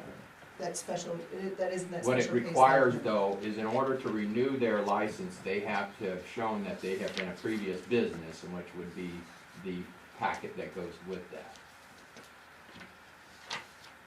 a previous business before 2017 or something. No, that they're operating, they've been operating as a business. Okay. Okay. So they So don't really this- necessarily need to go, I believe, by my understanding, they don't necessarily need to go in front of the select board. It really needs to, all they need to do is fill out the local authorization form. I fill out a section of that, it gets notarized and then sent to the state for a new license. Then the new license comes to the medical facility. That's my understanding. I don't see where they have to fill out the whole new application process and it go back to the select board unless they're expanding or making a new facility. So what I think is happening, I don't think these new forms need to go before us. If they've already gotten their permit, do we not? Do we have a form? Do we have their form? I guess, That local authorization form is the form that I get, that's it, that's No. the form that I have, and then So I I guess pull I'm up their confused. file. We get, these That's are it. brought in and they're been signed. Yep. For both of them. so, Is that the change of this from the state? That's the new form from the state. so So it's- where's their form from the state? Okay, I'll go grab it. The local author, the one we just went through, right, yes? Yes, I'm gonna go grab it. Because Sorry. these are coming for the town's permits. And whether it's a new one or a renewal is done annually, and this is the form, and this is the requirements that we have to go through. It sounds like the state has this new form, which is in the middle of the year of these persons. So they aren't necessarily renewing now, they just need our authorization for this new form, right? Yeah. I And didn't I, I think didn't they're think we need they're to- just proving that they've come up to the state's requirements. I guess it's like. I don't even know if we really need to be involved in this. His registration. if I may speak, that's Right, That's what I'm starting to get the understand. The only time really, I mean, I'm still new at this, Pat, so I'm still going through the training and everything else to try. But what I've experienced so far going through the process is the the select board process is when they're applying for a new or expanding into their facility. So they're going from caregiver to now recreational or medical, right? I don't see the reason So, for us to be involved in John, this. do you have, are these files easy access for Yes. you? Okay, can you grab Gabe's permit, the one that I'm pretty sure we did a renewal for him this Is it year. in and out, the one you're looking In and out, yeah. It's Gabe's Dupini, so, Yeah, in it. yes, I think he only runs one business, but Lord knows. Isn't this what you're looking for? So what I'm looking for is, so This we was haven't, done on 10/3/23, town of Bethel. right, Yeah. so, Dispensary but cultivation. I'm not sure he needs to submit this. I don't think the permit is, I think this is why we're getting confused. I don't think I think they need that, and what they need to do is they need to attach this bit to show that they're in business in our town to the state application. Right, So Jess signs it, he signs it, has nothing to do with us. Exactly. And then That's what I'm thinking, this but- gets complicated even further. Go. This form, both for in and out, and then also is only for caregiver. Right. Oh, so it, That's what it is. So it has, it doesn't even have anything to do with the other Gabe at all. No. okay. It has nothing to do with So it has to the do business. with this guy, it has nothing to do with Gabe. So is Gabe or in and out, are they a Did Gabe- caregiver? Yes. Okay. They are a caregiver. According to their license in the past. Okay, now, were they, when they came before, the board before, were they a caregiver? Yes. And that was what their It was a authorized. spring. Yes. How do we know they're caregiver? Sorry, I'm It would have been on their original permit, and that's what I'm trying to Not find, on this right? one. In No. the packet, there is a license with Right, Gabe there's on a it, retail and license. it does Yeah. say caregiver on it. Here's kind of one of the confusing parts about these applications is like, first they'll come in with cultivation, then they'll come in under a new LLC, under an umbrella organization that's their dispensary, then they'll come under the LLC again with a new name, that's their caregiver. So it's all just like, it's the same entity, but it's all these little offshoots, and that's why this is so confusing every single time it comes before us, and even more confusing when the state rolls out brand new rules here, we don't know how to roll them out. Right here. Yeah, I see that. But we'll figure it out. Why doesn't, Okay. Cultivation. I wish, this is the first time Gabe's never not come. I know. I'm always at these meetings. Always here for his. Yep. Poor guy. Yeah, that actually will be key, because he has here his renewal, Mhm. even if he thought he had to renew, his renewal, he only has for cultivation and dispensary. Yeah, that's all I have so here. caregiver isn't listed No. here? 6. This spring was his renewal for his caregiver. So was it under a different name? No. Is that why we're messing up? I don't know. Yeah. Find it, there's no, So You is have this to spring, find so this one is, every single That's what the other guy individual was. packet, you can search for it, you can search for for his general, dispensary. the whole. Yeah. This one's tier 1 When cultivation. was that? It was in either February or March. Is that far back? Yeah, I've never wanted For my what? I think it was phone March, more it was than this that. spring. Why don't we Okay. just table this until we can get a little clarification? This isn't gonna mess him up too much if we make him wait. We don't know. Well, if you find His out that retail he's certificate is dated February 2020 through December 2023. That's the Why do we one. have to table it? Because I don't know what the process is, and it feels silly to Well, just February. forge ahead with, The you know. process, I think, is something that we don't need to be involved in. It's just something that they need to work out with the state. The town is not involved in it because we don't have to approve it. Here, you actually have to, statutory guidance for municipalities.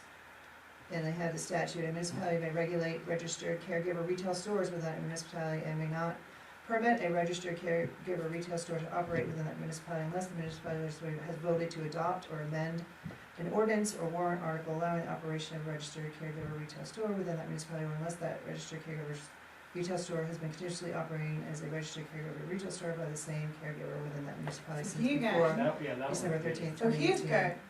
He's all set, because he was continuously running his medical caregiver, Gabe was too.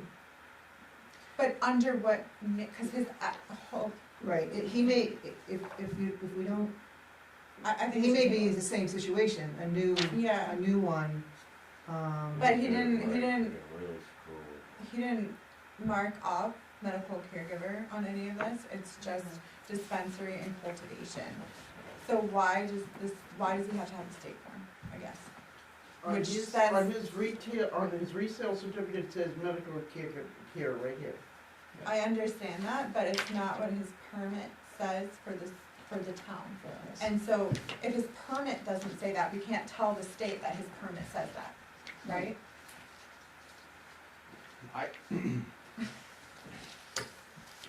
I'm really shooting from the hip, and that's why I wanna table it, cause I don't know, and I don't wanna deny something.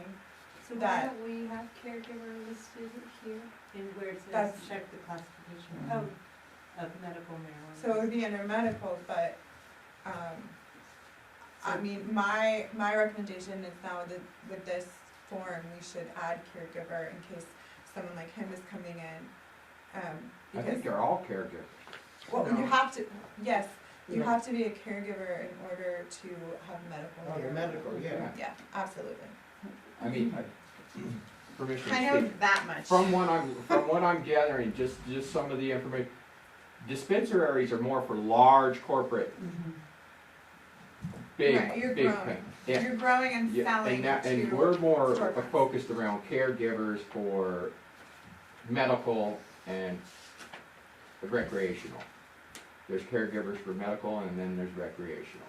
No, there's no caregivers for rec. No, that's what I'm saying, there's nothing for rec, but there's caregivers for medical. Right. And that's what we basically have, are caregivers that Right. sell medical marijuana. Right, but when you have a permit, right, there's fees attached to certain things, and his permit doesn't state medical or adult use. His permit says dispensary and cultivation, I believe. And then, like you said, there's the caregiver that's been in existence, but it changes according to our code once they have a storefront, because we have caregiver retail stores. So Here, what- are you visual? Is- Because I'm visual. Do you wanna see? Yeah. Yeah.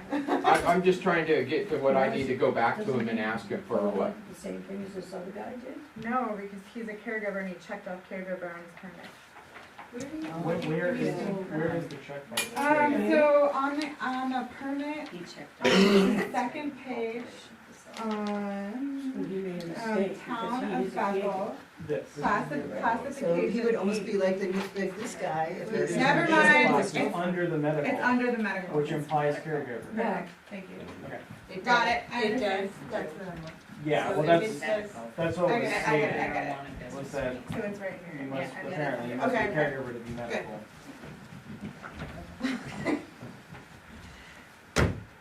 So I'll make the motion that we approve this. This application, what are we calling it?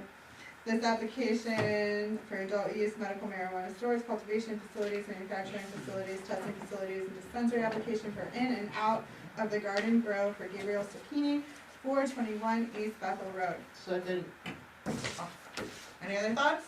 All in favor? So what is it? Is it that state form that Yeah. we're doing, or this permit? It's the state form. But are we Why is the- approving adult use? no, no, Because that's what it says. and that's just a classification of, I know, it lists everything that it shouldn't, but that's what the permit paper says. And then they specify what it's for. So this, I think this that's is, the thing, is we're getting an empty permit on the top, so it See, feels like we're doing one It thing, says, and we're actually all those doing another. classifications are on there, but then So you is it pick this that whichever we're- ones. doing, or is Why- it the why state is the form? board No, it's voting just on- approving the state, And, Yeah, and what, the and state what form. exactly? and is you being won't have to voted on? sign anything, you're just. So- So Move does forward this with mean nothing. that Gabe is gonna get a new, or whatever? He's not gonna get a new permit, what's happening? Is his permit going to be updated to reflect the date change? Because you're No. approving it now? Not his town permit. Yeah, well, then what are you voting on? On the state. I think, Yeah, what again, what are you voting on? I think it's just to State review an permit. application that needs to be submitted, and I don't think we need to, and I just asked our town manager to look into if we even Okay. need to ever look Alright. at these forms again, cause I would love to not. Yeah. Yep. Yeah, okay. So this is again to comply for that state John, form. take this away from me. Yeah. Take Take state away, form. get it away from me. Thank you so much. Where is Mike Everett when you need him? I know. So are you voting on anything? No. Motion? Or you- We made a motion. Oh, yeah. All those in favor to approve this form? Great. And- What does that do? It approves the state form, that's all it's doing. They didn't say. I'm sorry. We've got feedback about spreadsheet. Yeah. All we can do is deal with what's in front of us. I Sometimes think it what we doesn't just did was acknowledge that we got it, and that Okay. it's, we acknowledge that we got it, and we're passing it along Just have it to back. do what they need to do with it.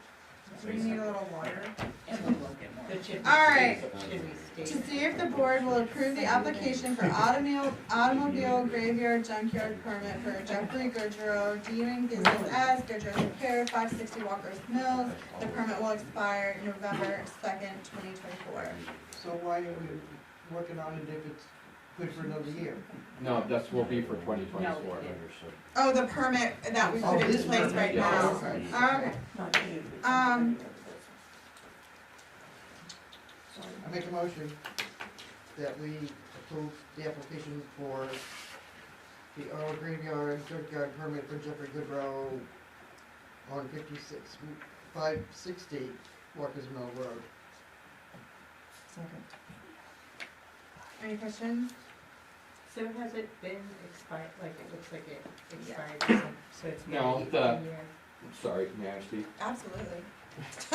So in the file that I could find with Goodrow's, I could find all the licenses except the 2023. So I have found 2022, I don't know, maybe it just didn't get put in the file. Yeah, I'm pretty sure that the select board 2024. voted on it. I'm sure you can check back in the notes to see. Sure, and I looked through there, Minutes. and so that's how I was able to produce 2024, the new, this will be the new license. Okay, sweet. Any other questions? All those in favor of approving this? Great. In. To see if the board, 11E, to see if the board will vote to approve the sewer connection permit application for Mark Sweeney at 8 Spring Street. Make a motion that we approve the sewer connection permit application for Mark Sweeney at 8 Sprint Street. Spring. Spring. It's Mine a says it's a little typo on the agenda, but the application is Spring and Spring is actually a street here, so that makes Okay, sense. that's like, Oh, it's on Sprint Street, I think, I know that's true. 8 Spring Spring Street, Street. please. Do I hear a second? Second. Excellent. Any thoughts on this? Just a question, 4 bathrooms, is this a single family dwelling? Yes, right now it's 2-bedroom, is it, it's called a 2-bedroom, what, 6 bath? 4. 4 bathrooms. We're building it at Bethel Kitchen Design. So it's a single dwelling? Yes, New or existing? new, On Spring Street. It's a brand new 8 Spring building. Street, the big house, family. It's the one that's Building. got a right of way through, The one way. So Mountain Mount Social. Socialist Park. Yeah, no, I know what street it is. Where the vacant lot was So he forever. owns the Went up house. pretty quick. Yeah. Yes, it did, Pretty quick. Okay, it's pretty, good. all good? All those in favor? Great. Couple more ratepayers, let's go. To see if the board will, 11F, to see if the board will vote to approve the town manager or the town clerk to approve the following applications that do not require a public hearing in the event that they are needed and received prior to a scheduled select board's meeting. Request for extension of license privileges for on-premise establishment, an application for special taste testing event license, qualified catering organization application for catered functions. Alright, so we have 3 different applications before us. They do not require a public hearing. Can the town manager or the town clerk sign them in case they're needed in a rush in an emergency situation? So we don't have to call a special meeting. So moved. Alright, so it's on the table. Does anybody have any questions? Sarah did that second. Yeah, just I just got overzealous. I got overzealous and talked over her, sorry. For me, I'm not really inclined to do that. At least not at this time. I know we had that one situation, but for the most part, we're meeting twice a month, and at this time, I'd rather not change for a single incident that happened, and fulfill responsibility to look at this stuff. That's me. My only kind of counter to that is that in the application, some of the applications on the state website, it says that they have like 24 hours to notice, so it might throw people off if they have to actually get it 2 weeks in advance in order for us to sign it, and This I has been really, this has been working like this for a long, long time. What's bringing it on now? well, how many of these applications do we get a year? 2? 3? So why would we change it? Just out of convenience for And, business owners as we have more and more restaurants in town? and to rush things is not always prudent. So if you're a restaurant, as I am, I know that it takes time for me to do this stuff, to get it out there in time. You only wait because you can. You don't wait when you can't, and then it gives the proper time to vet this stuff properly. And to be in a rush, for us to do our work in a rush, for no real reason other than convenience that isn't necessary, it's not wise.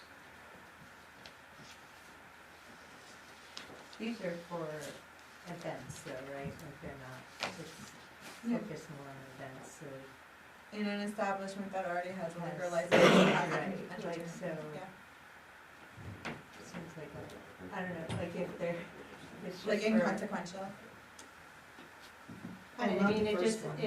cause you may not even maybe get a request for a particular, to do a particular event until maybe 2 weeks before or something, and then Yeah. there wouldn't be enough time. You know, That's- like if That's you- unheard of. People, when I they just think got that- booked for next week. I was gonna say, I mean, we get requests to do events at the theater pretty, like, within 2 weeks for sure. For sure. I mean, Yeah. not that we're doing these kind of things, but I can see where it would I mean, we are. limit the ability of a business to take on, say, a party that could bring in business that's helpful. Yeah. I mean, like, if they already have a liquor license and are, you know, they're saying they're gonna be responsible. And the first one is not a catering type of a situation with that 24-hour. The first one is like what we just had, Right. the last meeting. And that's impactful because that is extending out into another area that was not depicted before. So to go through the process, I think is a benefit. The public knows, they have a chance to speak. We're all informed, we're acting on behalf of the public. It brings that view and vision to it that might not necessarily be seen and become very mundane. So that's, you know, and maybe we might get to that point at some point, but I think now, as we're kind of resetting, that, for me, I don't wanna pass off that responsibility at this time. And because liquor is involved, that it is put on an agenda, public knows about it, and if anybody has any issues, they can come forward at the time to discuss it, that's fine.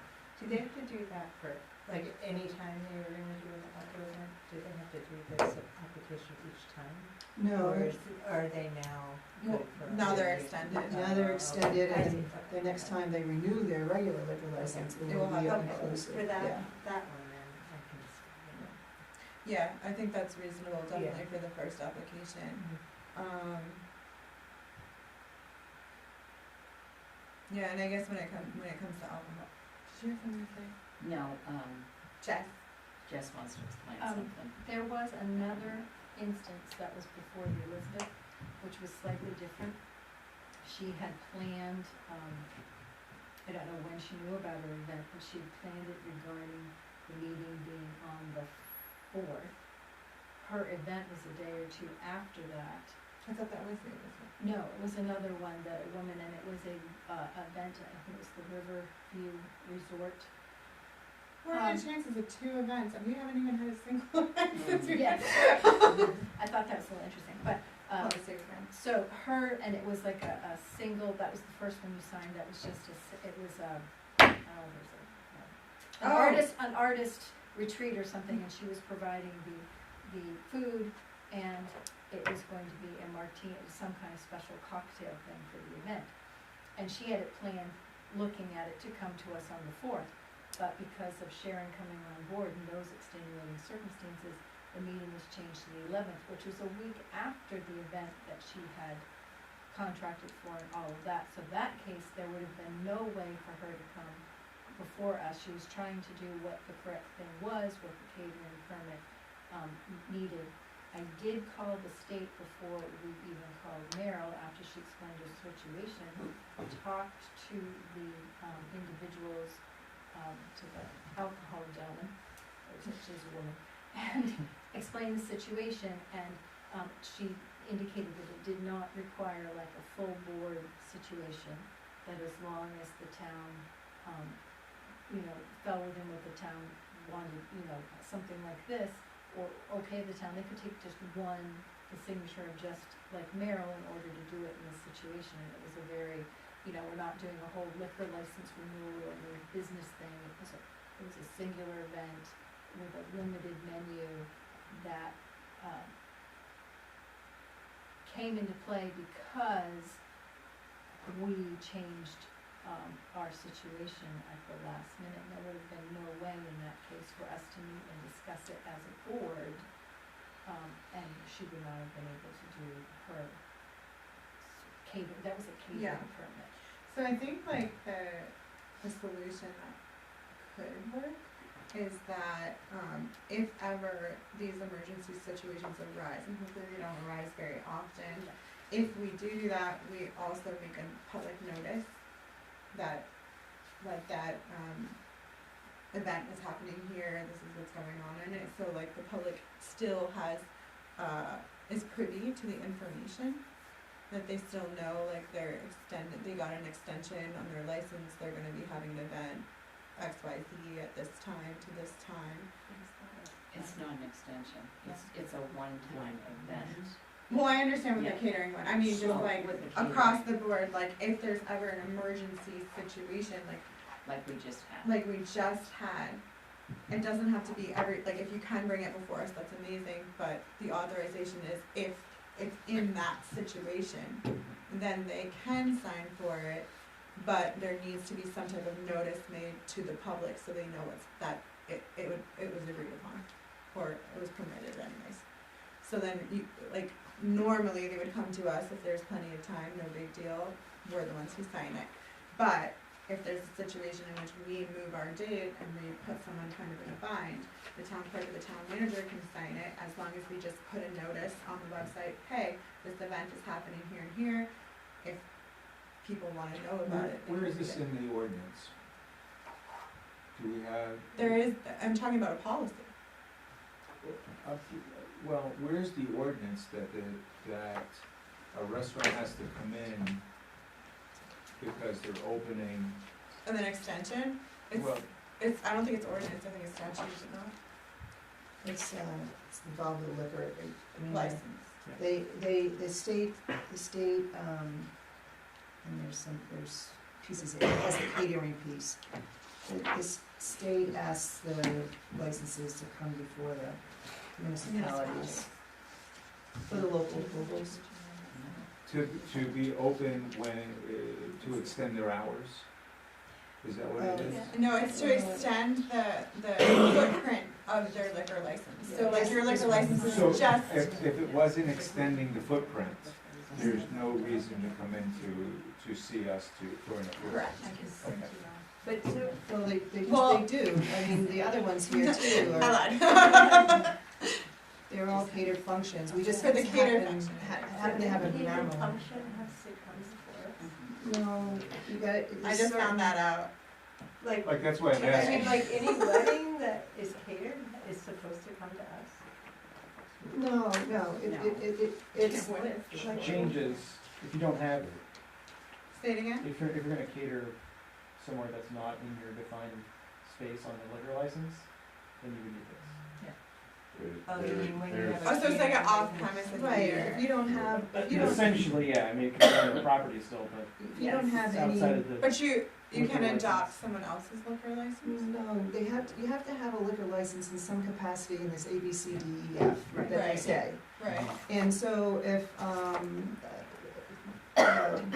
say the Rotary Club is wants to have an event and have liquor at it, and in my backyard, I don't have a liquor license. So what I would do is hire a caterer who has An off-premise liquor license. has whatever liquor license they need to do, and then that's covered to come onto my property to do it. So Got it. that's where these, and then there's these different event ones, you know. So those are even There's, more different. Feeling all and guilty these days. there's a number of people that don't do that. The ones that do are the What? minority. Yeah. That Yeah, but actually like, will how come do and people do know what that they're supposed to do. I would never know.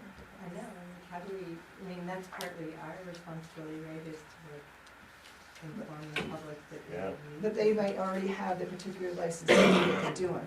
Yeah, You know, so the good I- food store already has the particular license to do what they're doing.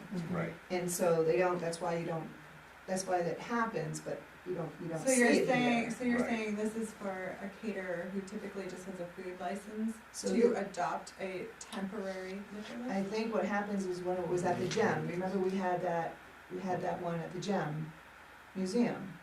Yeah. That one time that we were gonna be late, it was, you know, right, it sat for Yeah. 3 weeks and then we had to sign it right away.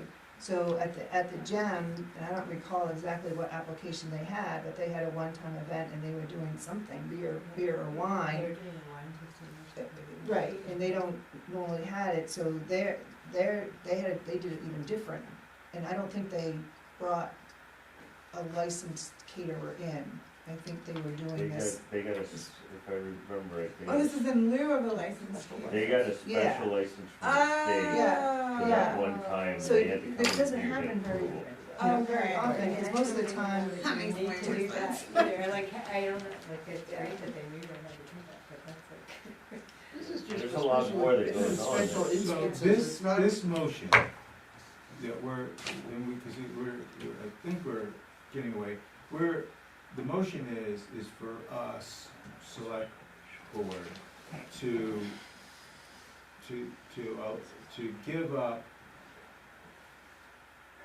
give up approving these applications and give that responsibility to the clerk, the town clerk or town manager. Oh, That's As the motion stands.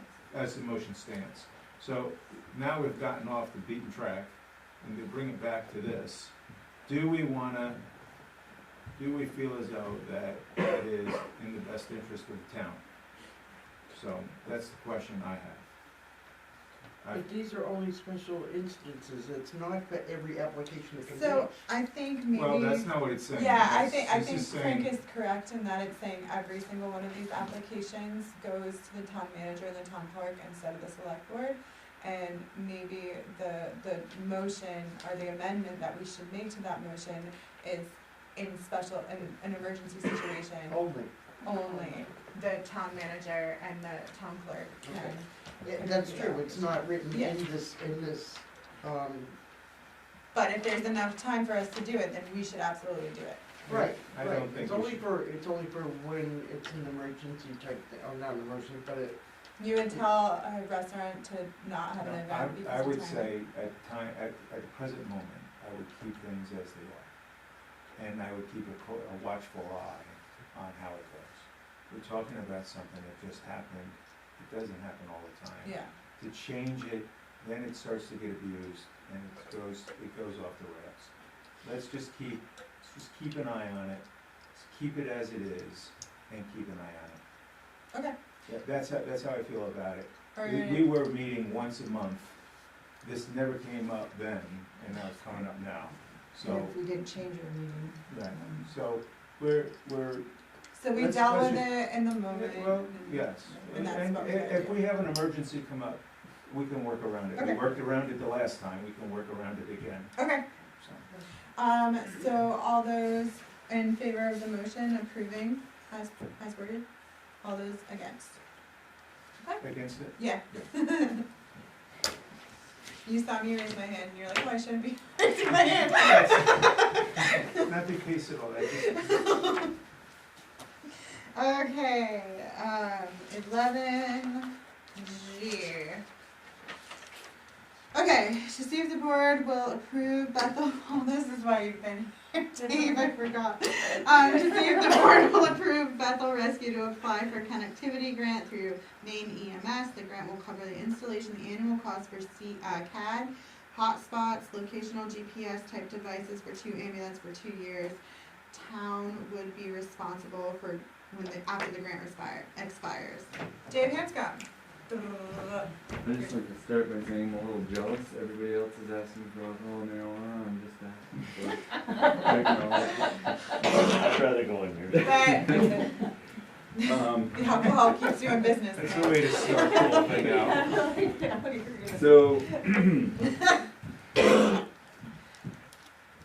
perhaps a little clarification. What we actually need is permission to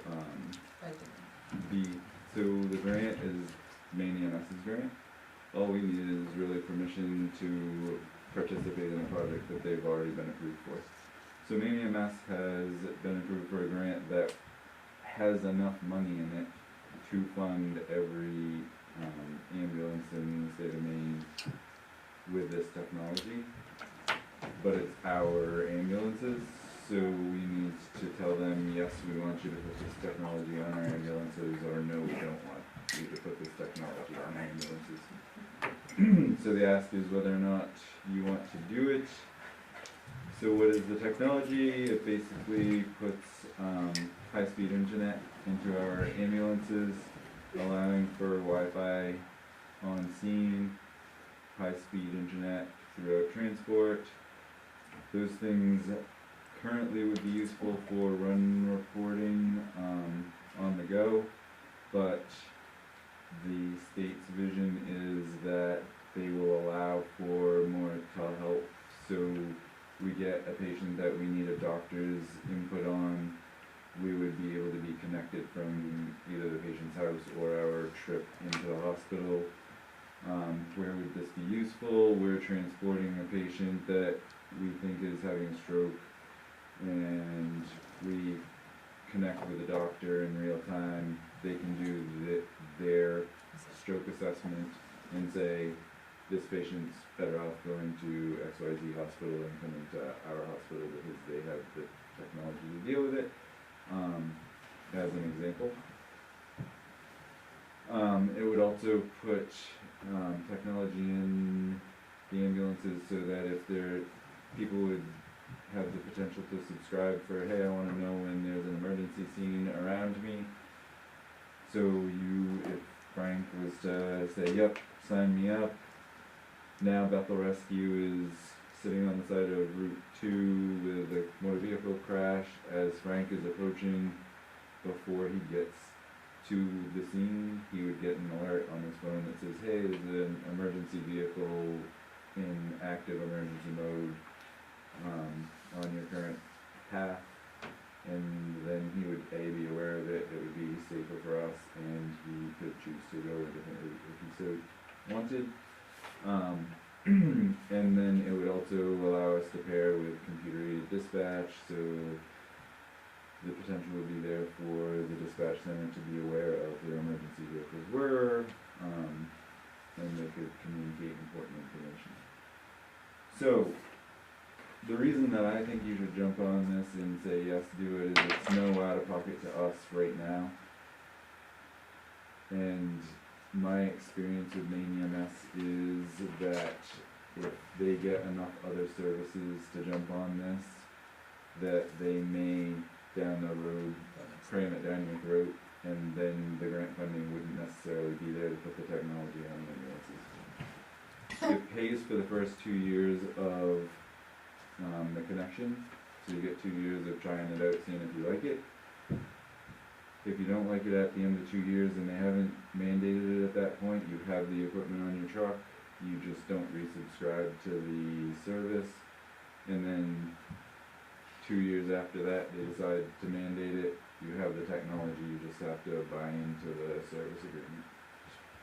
They are trying to find funding after the 2 years, but it's not guaranteed that that'll happen, so if we chose to continue, it would become an expense for the town. But for the first 2 years, no expense, and then you choose whether you re-up with the service provider. Do we know what the expense is post 2 Yes. years? No, I couldn't. So it'd be about $4,500 a year, it's 187 4,500? a year. It's $187.50 per ambulance per month, we have 2 ambulances. 4,500? For the two of them. That's not that For the 2 of them. big of a deal. That's a lot to me personally as a human. Does that cover all the billing? Like, it's just a one-time fee? So, And nothing else? the 4,500, if we had to pay it, would be our subscription fee, like you pay a cell phone Yeah. fee every month. It would be the same thing to get the high-speed internet into it, whoever their provider was. So I guess my immediate thought is like absolutely we should go for this and then just put it on our budget as like a note to start kind of squirreling away, just another little side account of some sort. units cost? That, yeah, that information they didn't provide us with. All I know is that, and I don't know if Jim, maybe you have some perspective, I know you're a techie guy, but, they tell us that it includes a cradle point router, high gain roof mounted antenna, the first 2 years of service, Haas Alert Safety Cloud subscription for 2 years, forward thinking GPS, and supplies necessary for installation.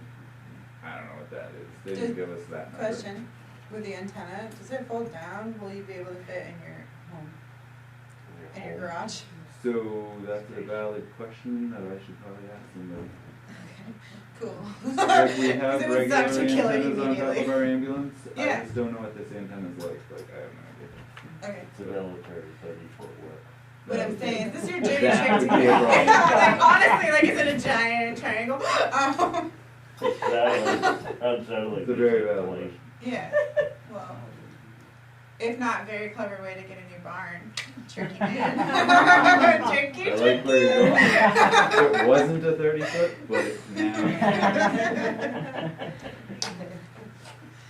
So yeah, that's what I think.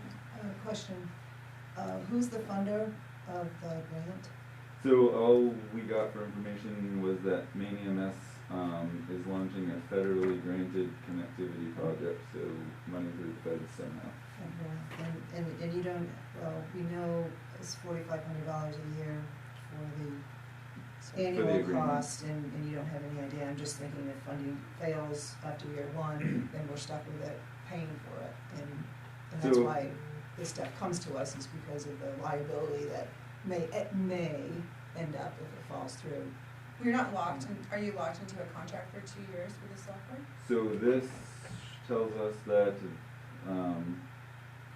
the U.S. Department of Transportation, through the Bureau of Highway Safety, has this project, and that it covers the first 2 years of service. If they back out on that, Is the grant written or they are trying it's to? already approved. Oh, it's already approved? They're done. And the funding's in? They Okay. just need to know whether services want to buy it or not, whether services want to accept the project within their ambulances or not. Sure. And is there a threshold for that?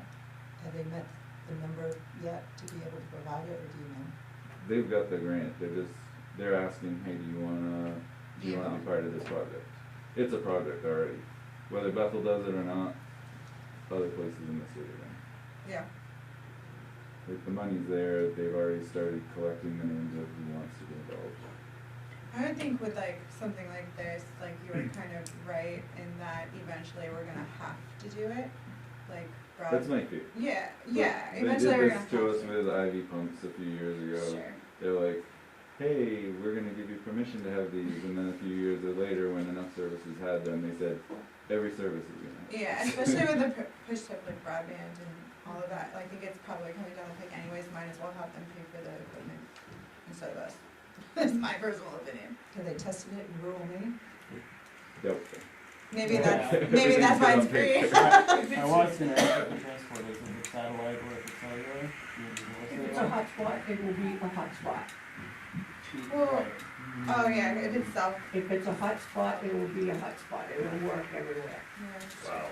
Yeah. Not at all. Everywhere mine. I have a Alright, hotspot, yeah, no, well, it's okay, everywhere. have to come back, Yeah, if that's okay. That's right, works out. 'Cause it's Um, satellite. So, Pat, are you ready to vote? Okay. Okay, all those in favor? No, we didn't make a motion.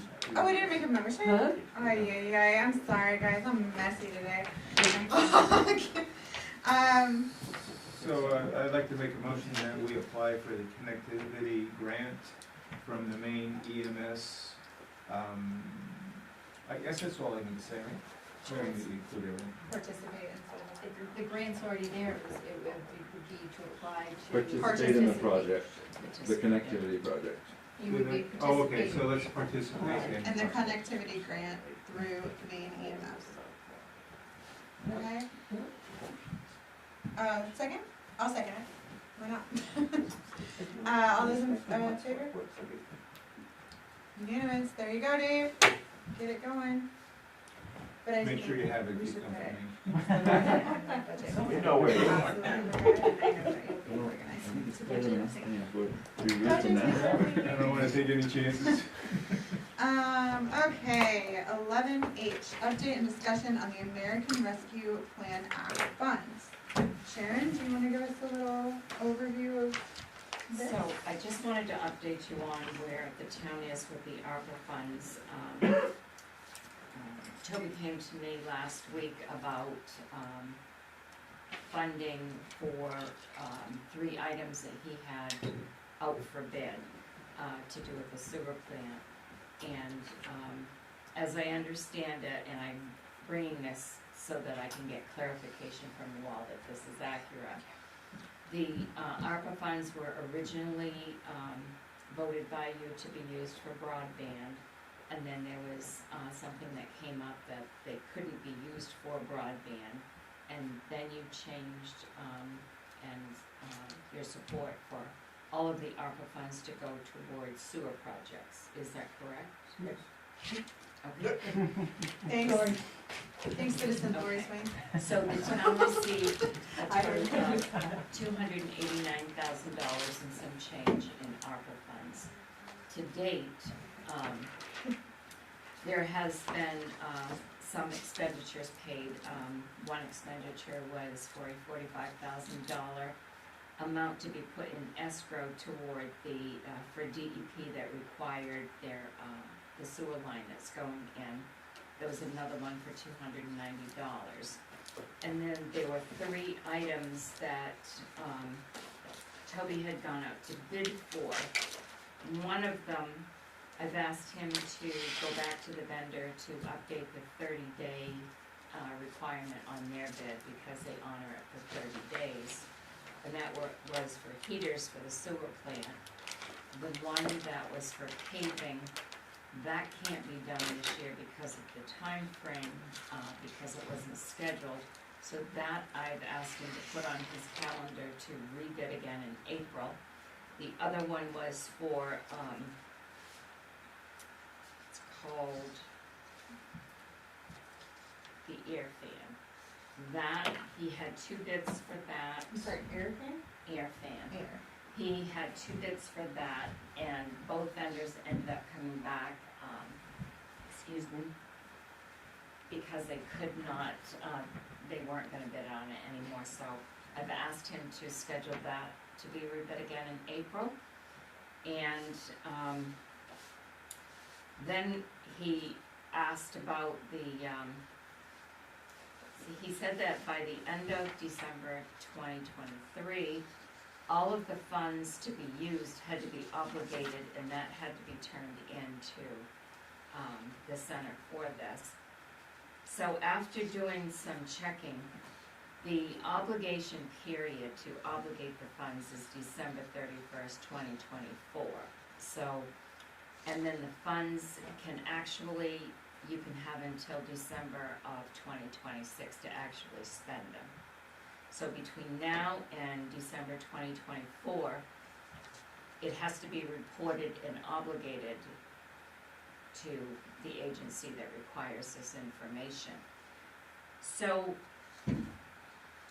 with what these three items that he's going to be getting bids for is gonna be approximately $70,000. And then I found out after about the 45,000. So there's approximately $160,000 in ARPA funds that there's no commitment for. So right now I'm working with Toby to find out what $160,000 can be spent for at the sewer plant. There's a $50,000 resilience plan that is also for the grant, that has already been received towards a sewer, and the And it's ARPA very, funds, very late. and then the 3.2 million rural development money for the three projects. So with the ARPA funds, in using it for the sewer infrastructure, it can cover facility upgrades. So whatever there might be over and above what the rural development grant is going to expend, we just need to know what that $160,000 is gonna be committed for. And I don't want that to get lost so that it's not committed. So that needs to be kept on everybody's radar and maybe figure out what that money is gonna be used for. Because, like I said, there's still $50,000 grant, and What about the electricity room? Like the roof is failing from my understanding, and That was fixed, I believe it. Not yet. no. You gotta redo, it's a cement, so you have to, it's a project. What roof am I thinking of? The $40,000 roof. So we approved money to replace a roof for $45,000. Maybe one of the, pump houses? I thought it was the electrical one. Maybe we did, maybe that's what the ARPA funds were supposed to go to, or maybe rural development? I'm not I don't know, sure. but it hasn't been replaced, I So know that for with- sure. It's leaking.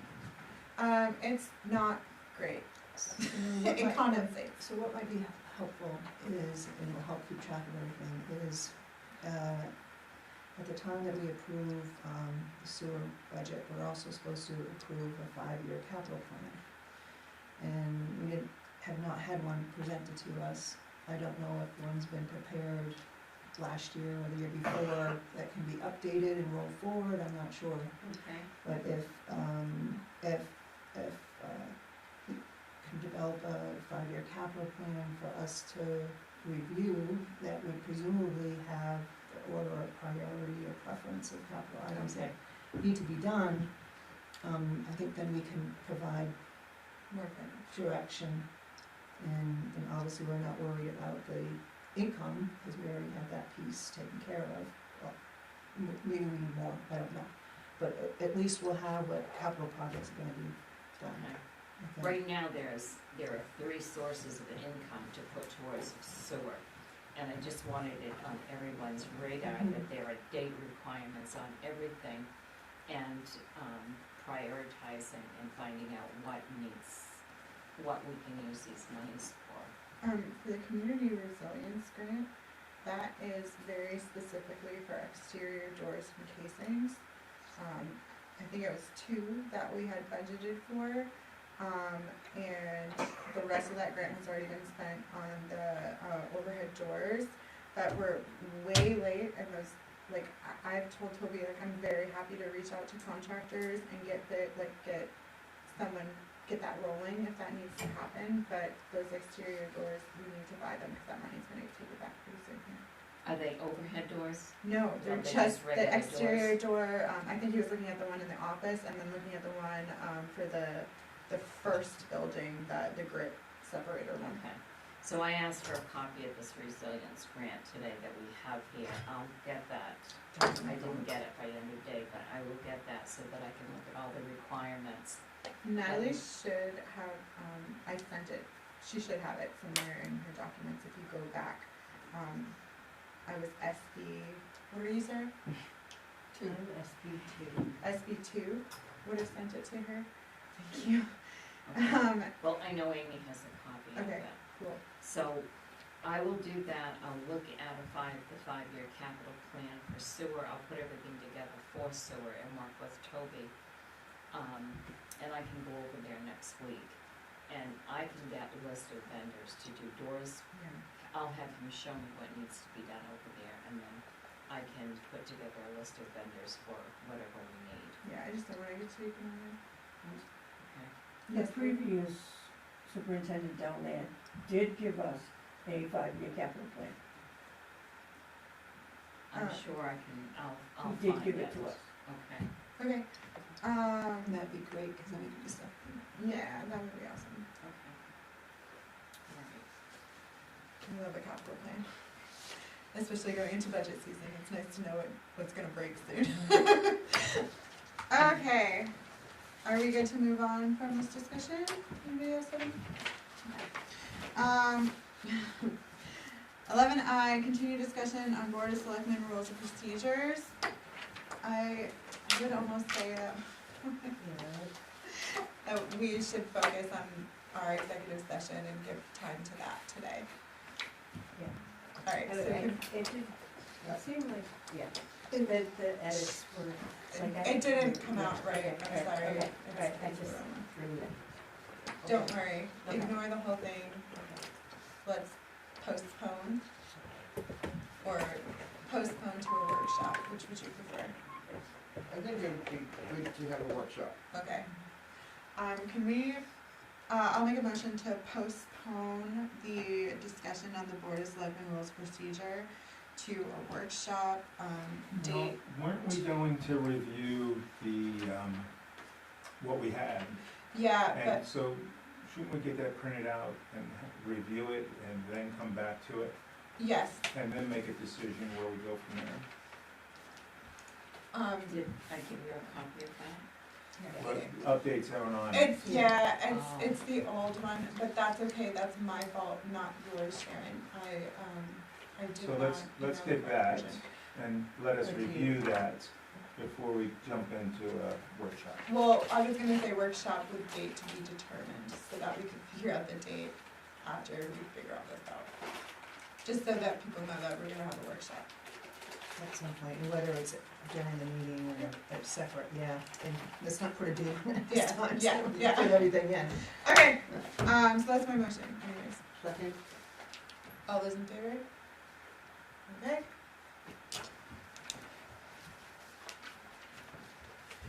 Discussion, or 11J, discussion and consideration to scheduling a training session with Craig Freshley. So I did call him this week because I wanted to get the information from him. And I went on his website while we were on the phone. And so I printed off the facilitation pages that he referred me to. His session is $1,400 for 2 hours, not $1,200. He said that was probably an old price he had. And he does do both 2 and 4 hour sessions. The 2 hour session is $1,400 and the 4 hour session is $1,800. He does charge an additional travel cost and mileage reimbursement. And he is totally booked for November. He is available in December on the 6th and the 20th on Wednesdays. And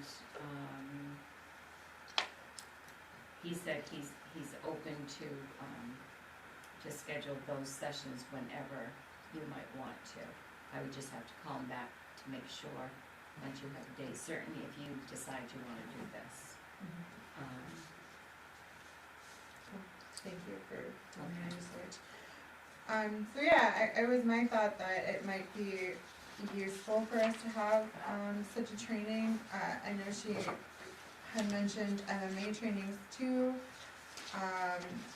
With this training, I think it would be most beneficial to have it shortly after a new town manager was to come on, so we could have it all together and kind of meet at a strong foundation with communication and kind of knowing kind of where we're at. So that was my thought process. So December would be a little too early. I was thinking more like February or after budget season even, whichever makes sense. But it was really just my thought that a training that we could kind of glean information to pass on to future boards would be really beneficial. I have a suggestion. Sure. I bought the book, Yeah, it's his great. book, It's a great book. and I think, did you read it? Yeah, you did. Okay.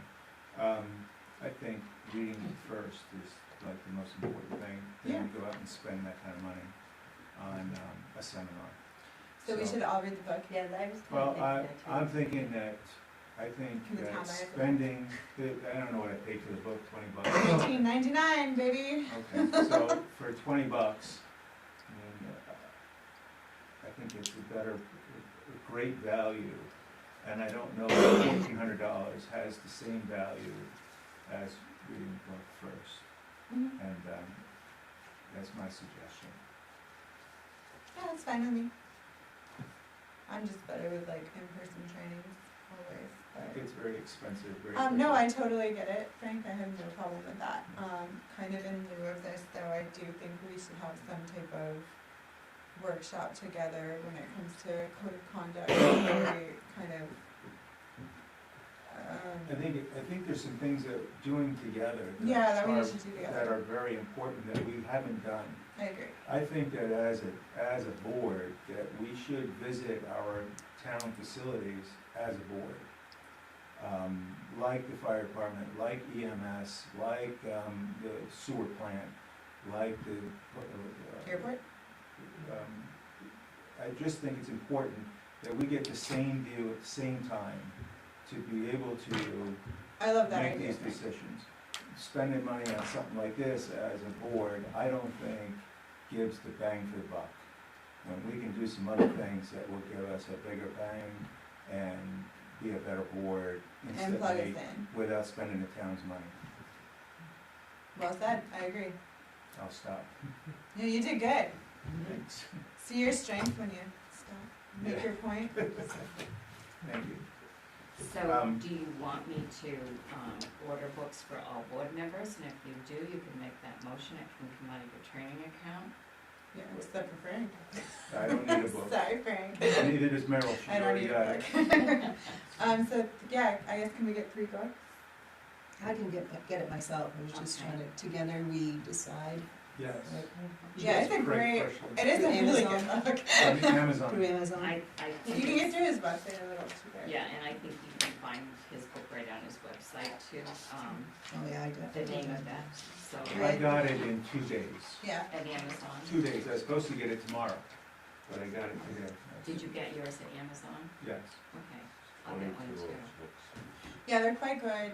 And he has a couple of different books too. I didn't like, see that. it was like good decision making, I think is what it's called, and it's about basically how you compromise with a board that has varied opinions and how varied opinions is the strength of the board, not the weakness of the board. Okay. So I like that one too. So does anybody want me to order them? Do you want, Oh, yeah, do you want like that? But I mean, I can pay for it too. Take it.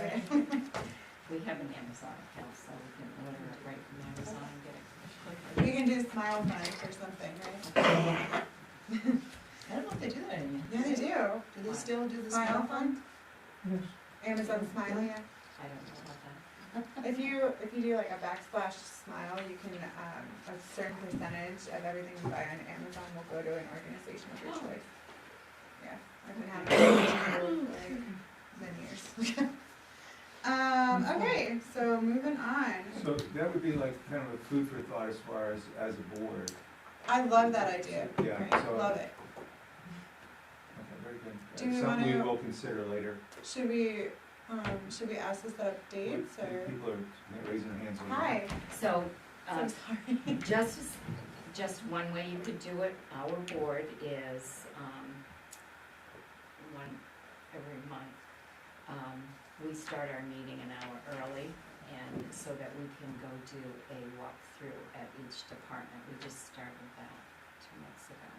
Cool. So like, the first department we did, was the rec department, and we had a tour by the rec director, and we were able to see everything wrong with the building, right with the building, what needed to be done. And we'll do that with all of ours. So that's one way you can do it. You just post your meeting to start at 5. The press came with us. We went to the sewer plant, actually, that was the first one. That was very impressive because I had never been to our sewer plant. So, you could always do it an hour before your meeting, or you could do it at another time, but it would still have to be advertised because it would be all. A meeting, yeah. So originally, when I had put the board and committee report, it was kind of for that reason, was to have like different departments and boards and committees coming to us to present, but I very much would prefer to go to facilities and have people be able to put, and I don't know if it would be totally crazy, but to invite the budget committee if they want to come to look at the broken things in town. I would start off with just the selectmen because Yeah. you're a smaller group, and that way you can see your facilities that Sure. you're responsible for. Okay. And probably start it after we find out about the Hanover meeting and stuff like that, so. Yeah. Jess had a question. Well, I just didn't know on the organizations, say like the EMS or the fire that have members and volunteers, if, not just the facility, but if at some point you wanted to have a meeting, if we know when they're meetings together, so you're not just meeting with the facility, but maybe you're also meeting with the volunteers at some point down the road too. So it's, you might hear from the individuals involved as well. Not every thing that you're gonna visit will have that volunteer group, but like the fire does, EMS does, I don't know if there are rec volunteers that. Tons. Might want to. Exclusively But- volunteers. but expanded beyond just the pure facility to the Yeah. individuals who are volunteering. And knowing when you guys meet as far as those groups. I would say the director or the manager, whatever, of that department would be responsible for notifying his people that we're coming and they're invited to come if they want to.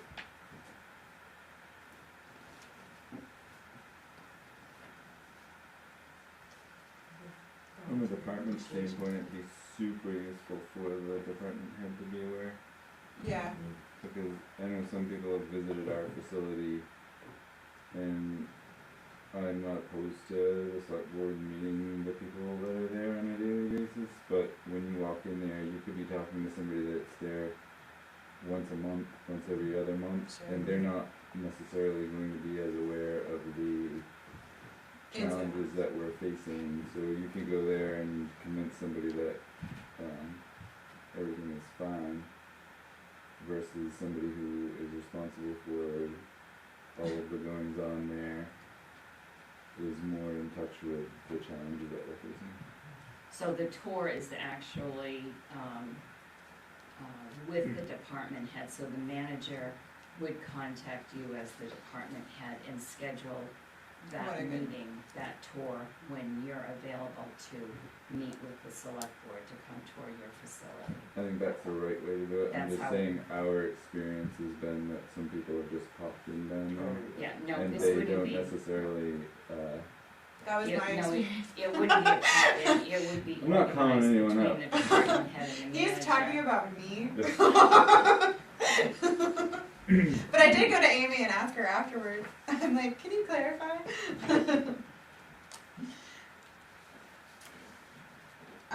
Okay, so sweet. Okay, to see if the board will vote to appoint Jessica Grover as warden for November 7th election. Would you like to Every be the election librarian? after that. I'll make a motion to appoint Jessica Grover as warden for the November 7th election. Any talk? All in favor? You're hired. Warren?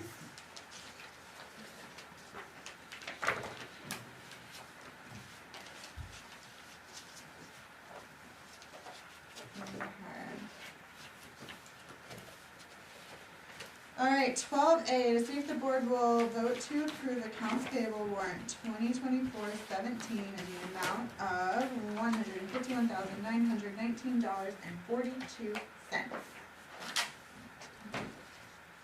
So move. Alright, any questions on this? I had just a question on the first page of the $34,450. It just seemed different So from, moved with Michelle. I'm sorry, say that again. just under, well, it said under fire protection, $34,450. Item 301, Yeah, What's the amount of the check? $34,450.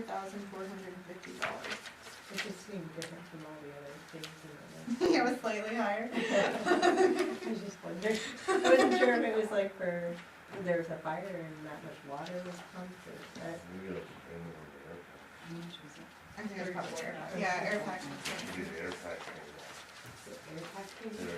Our SCBA's, I think that's the. Okay, I thought it was under Bethel water district. The bottom check I thought it was had to do with water. Oh. I just had, so I can tell you what that's for. So It that, could be the hydrant, right? Oh, Well, vendor so- total.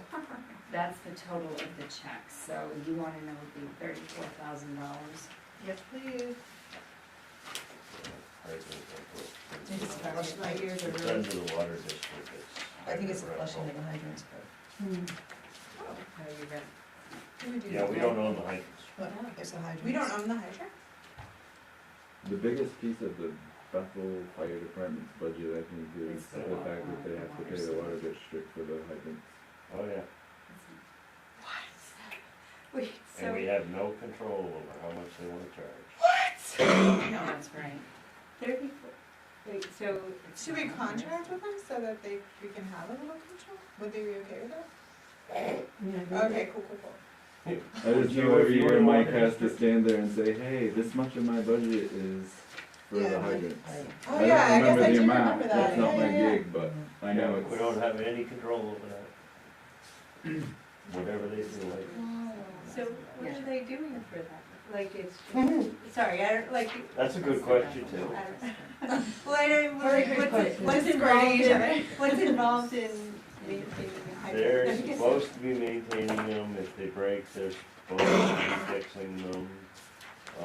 If we use them, we have to notify them, if we use them, we have to pump them out so they don't freeze.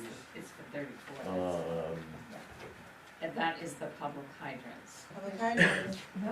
Wow. So if we drink, if Part we of have the a, negotiation of putting the water department together and stuff like that, I heard something about this. There's more to it than what's meeting the eye. That's the water bill for those, that is Yeah, the water. there's more bill to it. for the there's hydrants. the rental fee on the hydrants. Yeah, there's more to it. This We is don't the know what water. all the details are, but This is the water portion. Yeah. It's the water bill for the hydrants. For, Wow. but that's for the year or? No, that's the quarterly bill.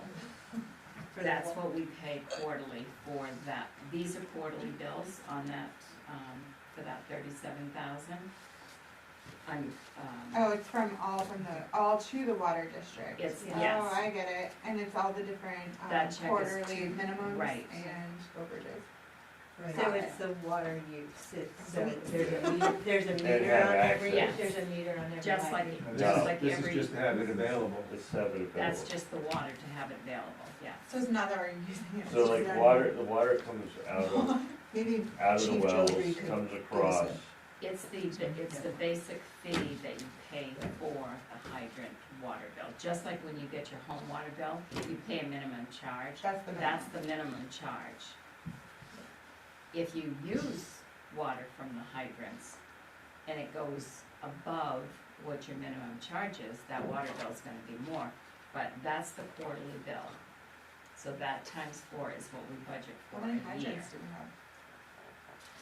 I don't- Sorry, I don't That's an remember annoying the question, number. just to You know what? Well, I can find out because I know how many I used to have in my town, but yeah, that's what that's for. And do we know if we Makes me happy that go I'm asking the same over question. So the it minimum? is actually subsidizing, The mother. you know. Yeah, probably you. Well, it's the water. Yeah. Alright, so we have a motion on the table, are we ready to approve? All those in favor? Did you make the motion? Michelle made the motion, Sarah seconded. I think we just approved it. Excellent, approved. Any select board items today? I would like to see Natalie's name taken off of as much of the correspondence as can be done. We're trying to do that right now. We thought we had it fixed for this one, but it's still printed out with it. And I noticed on the emails too. On the emails, and Chris Sanborn is coming to take care of all of those. And even the former clerk, when Jessica, her name is still on the emails. None of that has been fixed. And today I went in on the phone to try to take her message off and put mine. I did it, but it didn't work, so I have to go back and figure out what I did wrong. So we're working on the internets, on the emails, the phones and the website. Trying to get all of that done, because sometimes they're not too user-friendly. Yeah, I'm only mentioning it because of the legalities of her name being on everything like Yes, that. I know. So when you say her name's on the emails, like, The town emails that we get, Mhm. it's coming from Natalie.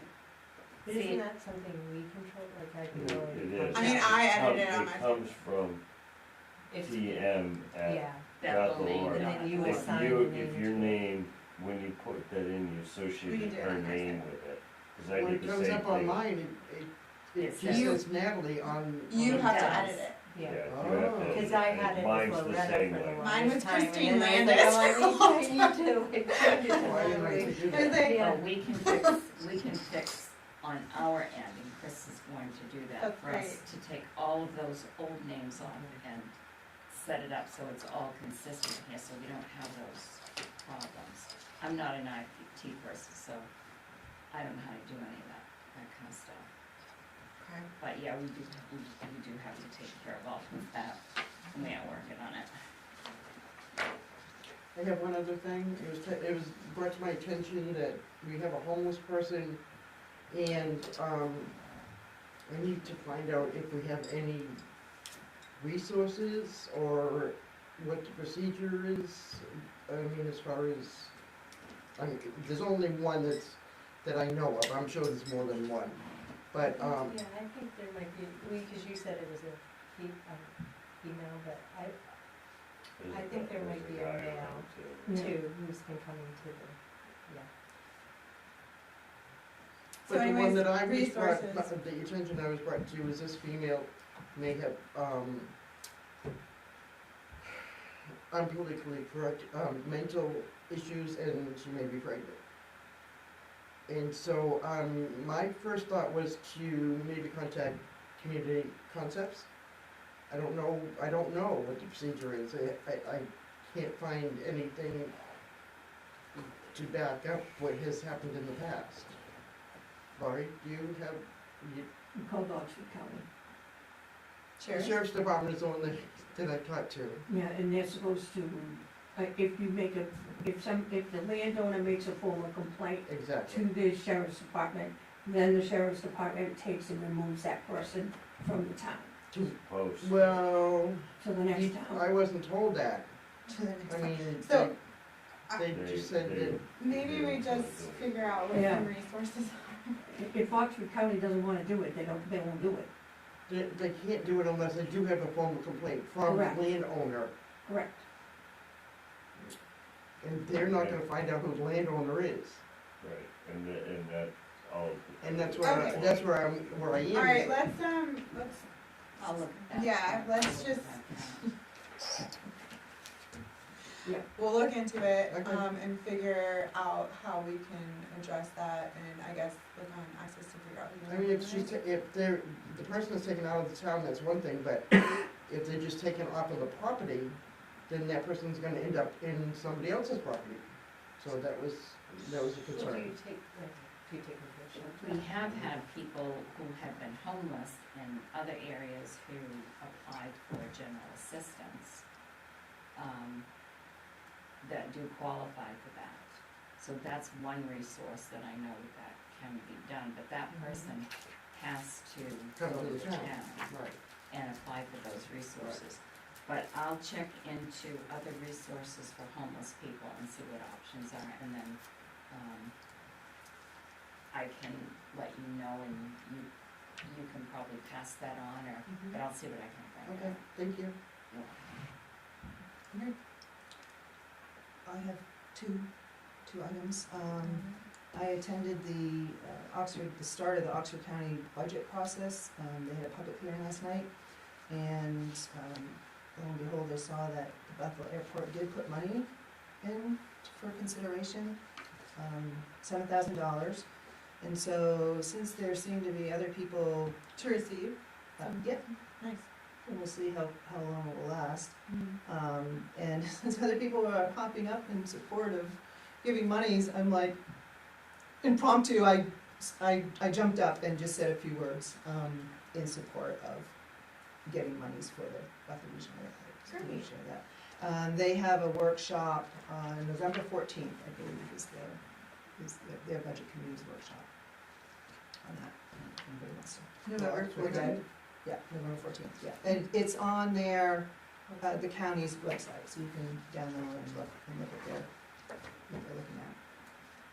And my second item is I wanted to follow up on a comment that Meryl shared with us last week about not telling the manager what to do. And I've been reflecting on that over the week, and I just have some concerns. And it seemed like one or more of us were being accused of some sort of misconduct. So I just was wondering if you could share a little bit more or the basis for that. Sure. So my intention was not to accuse anybody of anything or single anyone out. That's why I wanted to address it to the entire board as just a friendly reminder. But my why did I say that? I said that because with the Christy Hamill abatement,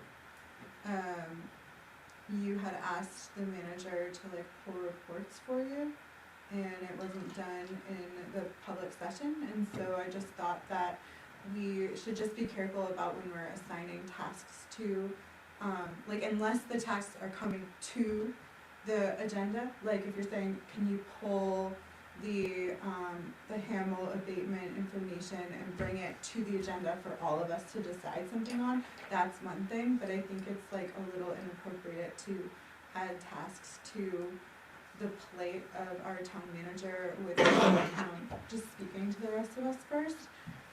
It wasn't certainly anything that I hold against you, I mean, I think you're brilliant, but yeah, I just think there's just a line we all have to walk, and I just thought it was important to just state, as we have our interim, and then again, as we have a new town manager, that we just keep those lines really, really clear, because I think, when they get muddy, there's a lot of miscommunication, and then resentment builds up, and then we have experiences like we just experienced for months, and I don't ever wanna go through that again, so that was my only purpose for that, and it could have been, that's the one that I heard of, but it could fall on any of us, cause any of us have, the inclination to go in and say, hey, like, I would like to know about this, and blah, blah, blah, blah, blah, but I think we need to just get into the habit of doing our business in the public. No, I thank you for clarifying that, because No that problem. probably would have saved even saying it, and it was something you said that you heard, and so I can clarify for you. Yeah. I did not ask the town manager to go pull reports.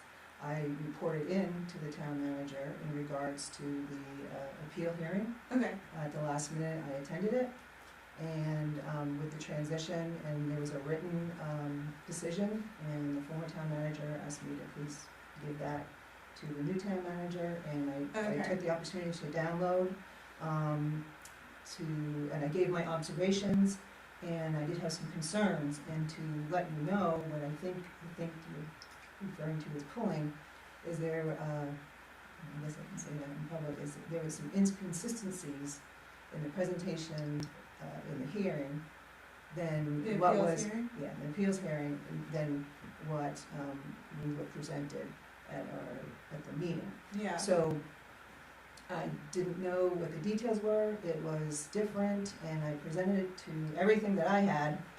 I left it on her desk and said, here you go, these are kind of what my thoughts were and what my concerns were. Sure. You may have to look into, yeah, I did say, you may have to look into some of this if we get, if we do get pulled into court, we're gonna wanna have our case filed. Sure. So that is what happened, and I left it, and that was it, and then, of course, we had that update Yeah. that she shared with us. So I'm glad to clarify it, that the line wasn't crossed, and just, feel free to give me just You know give me I a will. call. You know I will, Michelle. And because I think it felt a little condescending a little bit, and like you said, we don't wanna go through that. Yeah, no, And we no. just wanna move forward, Yeah, so. absolutely. Well, I'm sorry if it felt condescending. It wasn't meant to be a chastisation. It was just like, please, let's not do this again, because I really just can't do it. I think we're all sensitive, so, thanks for the chance to. Of course, thanks for clarifying.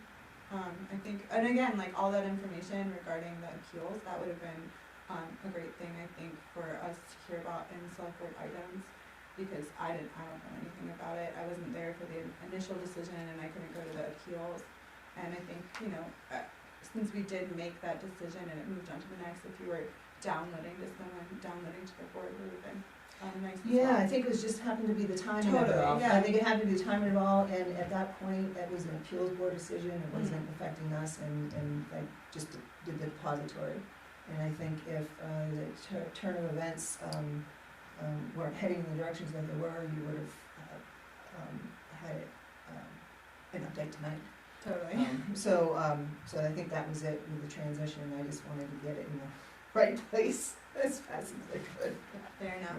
See, these are on the subject, did the appeals board deny it, or I don't even know what that one was? They upheld the selectmen's decision 4-1. So they denied their appeal, okay. Yes. So it's going into the next circuit. They had the choice to take it to another level. I have a comment. Sure. And the comment is this, that we are all free to speak and to freedom of speech. To limit what a selectman can say to the town manager. That's what our Right. code does. I'm not making that up. It comes straight from our code book. What you're asking for here is for, to be able to talk to the town manager, to be vetted by the board. That's what I'm hearing. That's what I heard, this whole conversation here was that Michelle's having a conversation with our town manager. She's having a conversation, a free and easy conversation. Town manager hasn't objected to the conversation.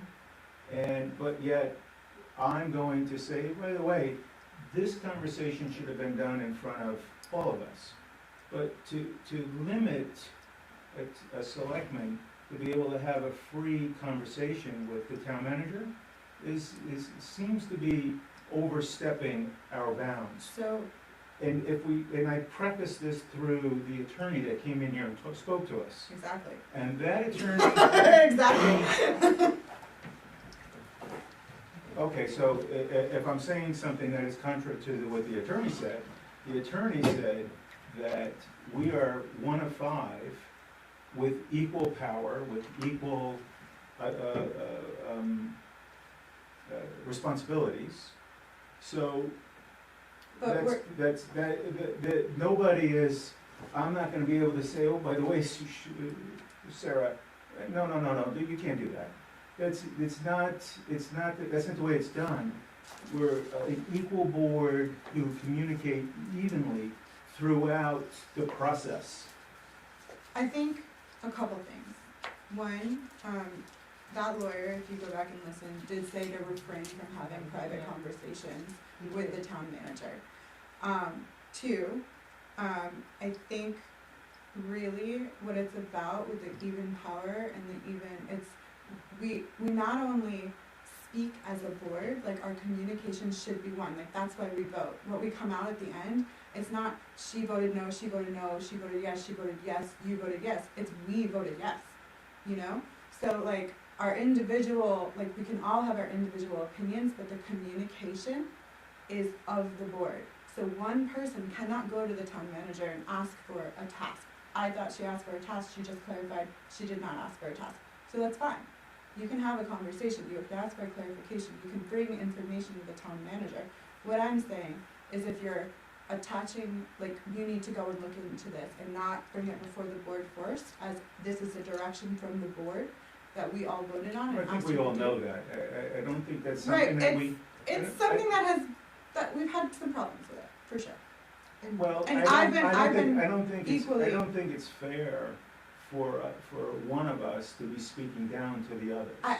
Like I And that's said, I what- did that- not. Well, you may not think you did that, but that's what you're doing. And it is putting yourself above us. And that, or any one of us putting ourselves above one another. And that's not kosher. I That's think- not what the attorney was talking about. I think also though we need to keep each other accountable, and just the same way I would expect Michelle to call me out if I did something wrong, I would expect you to do the same, I would expect Sarah to do the same, I expect Pat to do the same. It's not that I'm chair and that's why I said it. I said it because I wanna keep our board accountable and I wanna keep us on kind of the up and up. That's really the only reason.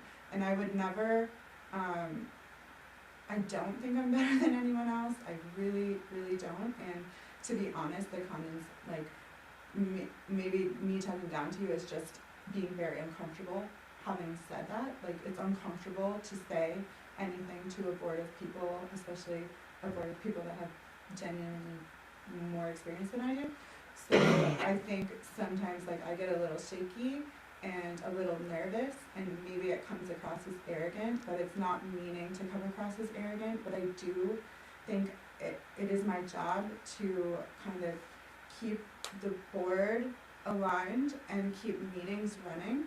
And so when I address the board, it's never to like talk down to anybody, but it is to keep us kind of all one unit. And I think it's important for us to remain one unit.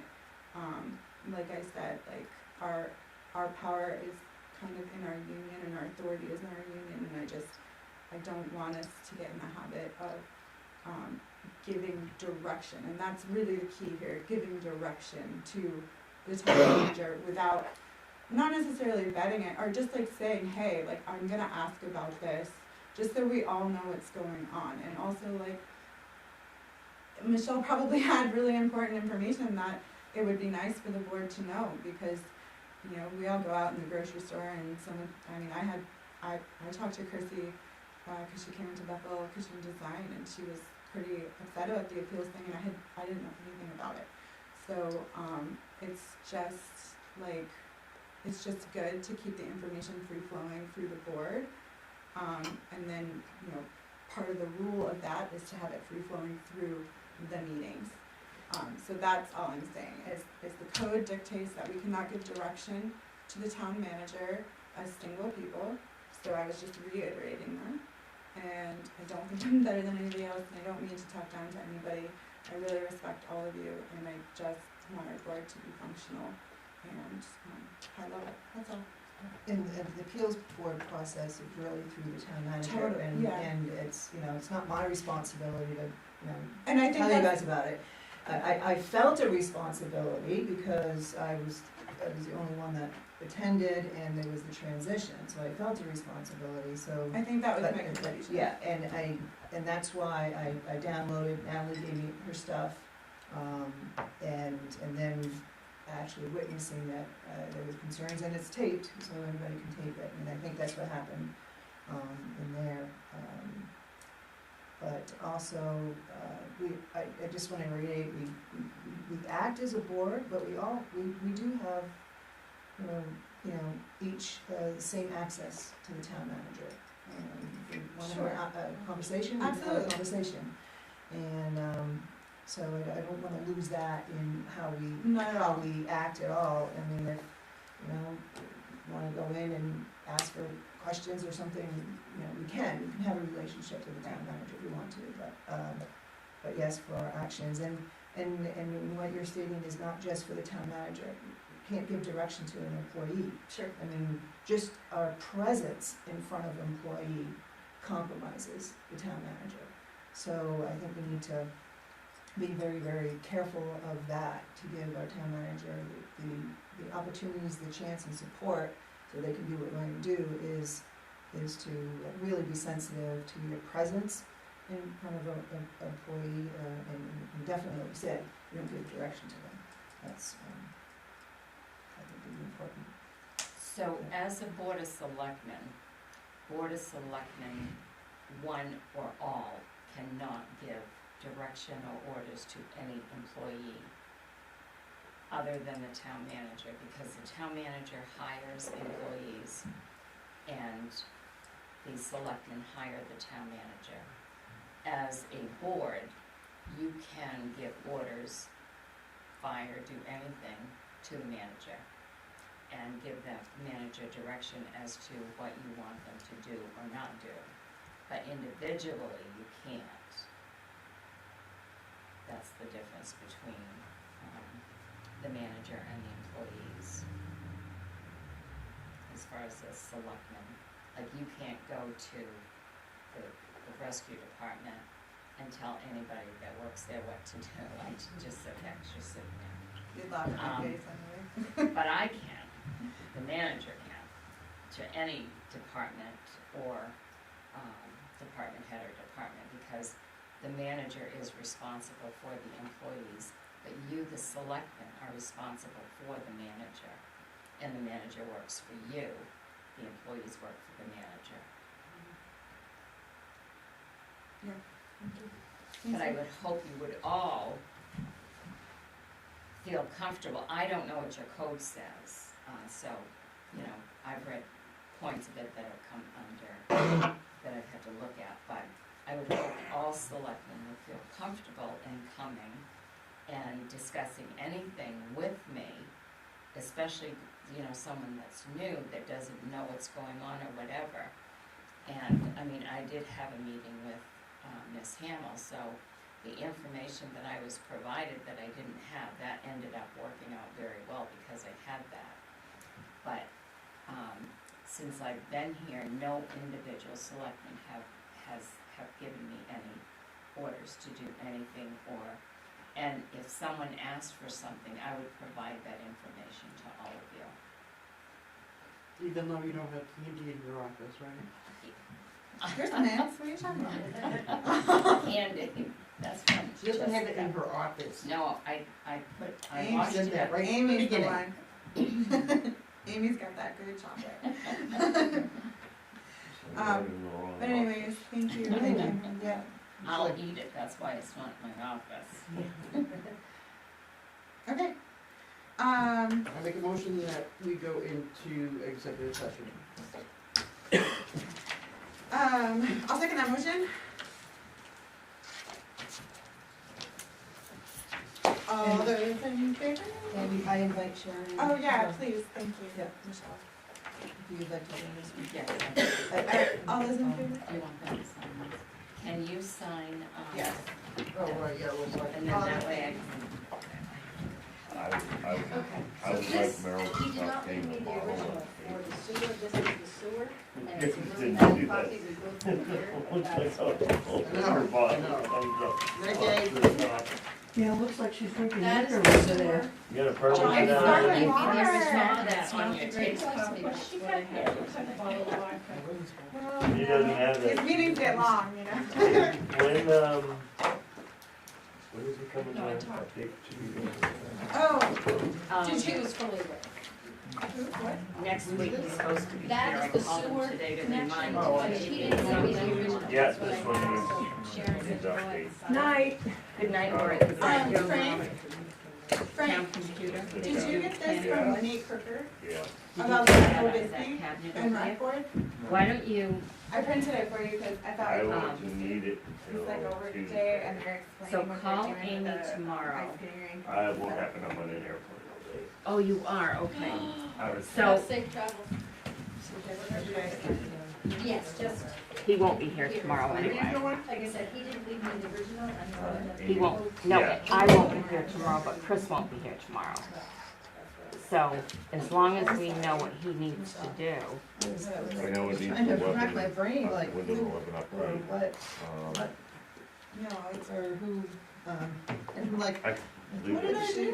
What did she? leave it with you, I don't need it until Tuesday, when does he Yeah, come? but I'm not Maybe it sure. I wasn't called him that, today or- to ask him I what was hoping day. it was some Um, sort of. He's Why coming. ask why you Windows feel that it was 11 against update you? on that. Yeah, I, whatever I, else. Okay. I I did finally it, got- it's She's all done me against someone. You want me to someone, grab the or all of charger? us. And the Go on. anxiety of Kind of not the way, Well, actually, that's why the don't way we it leave came it out, right in there? and she explained Well, how I she. thought the way it came out was pretty Then general, we'll get but lost. she wasn't, And I when wasn't- I Tom didn't comes, want I'll to just think talk about anybody, about she that. wasn't accusing And anybody, that's she it, just Windows was 11 making a update. statement that that's. Yeah, and But it's okay, whatever I else it understand. needs. Yeah, finally I got- understand But why make a finally statement got- if there wasn't a Yeah, reason, exactly. so it can be corrected, or, I can get the printer on it. I you got know, the printer on my tablet. though. or not, or whatever, you know, yeah, that's the.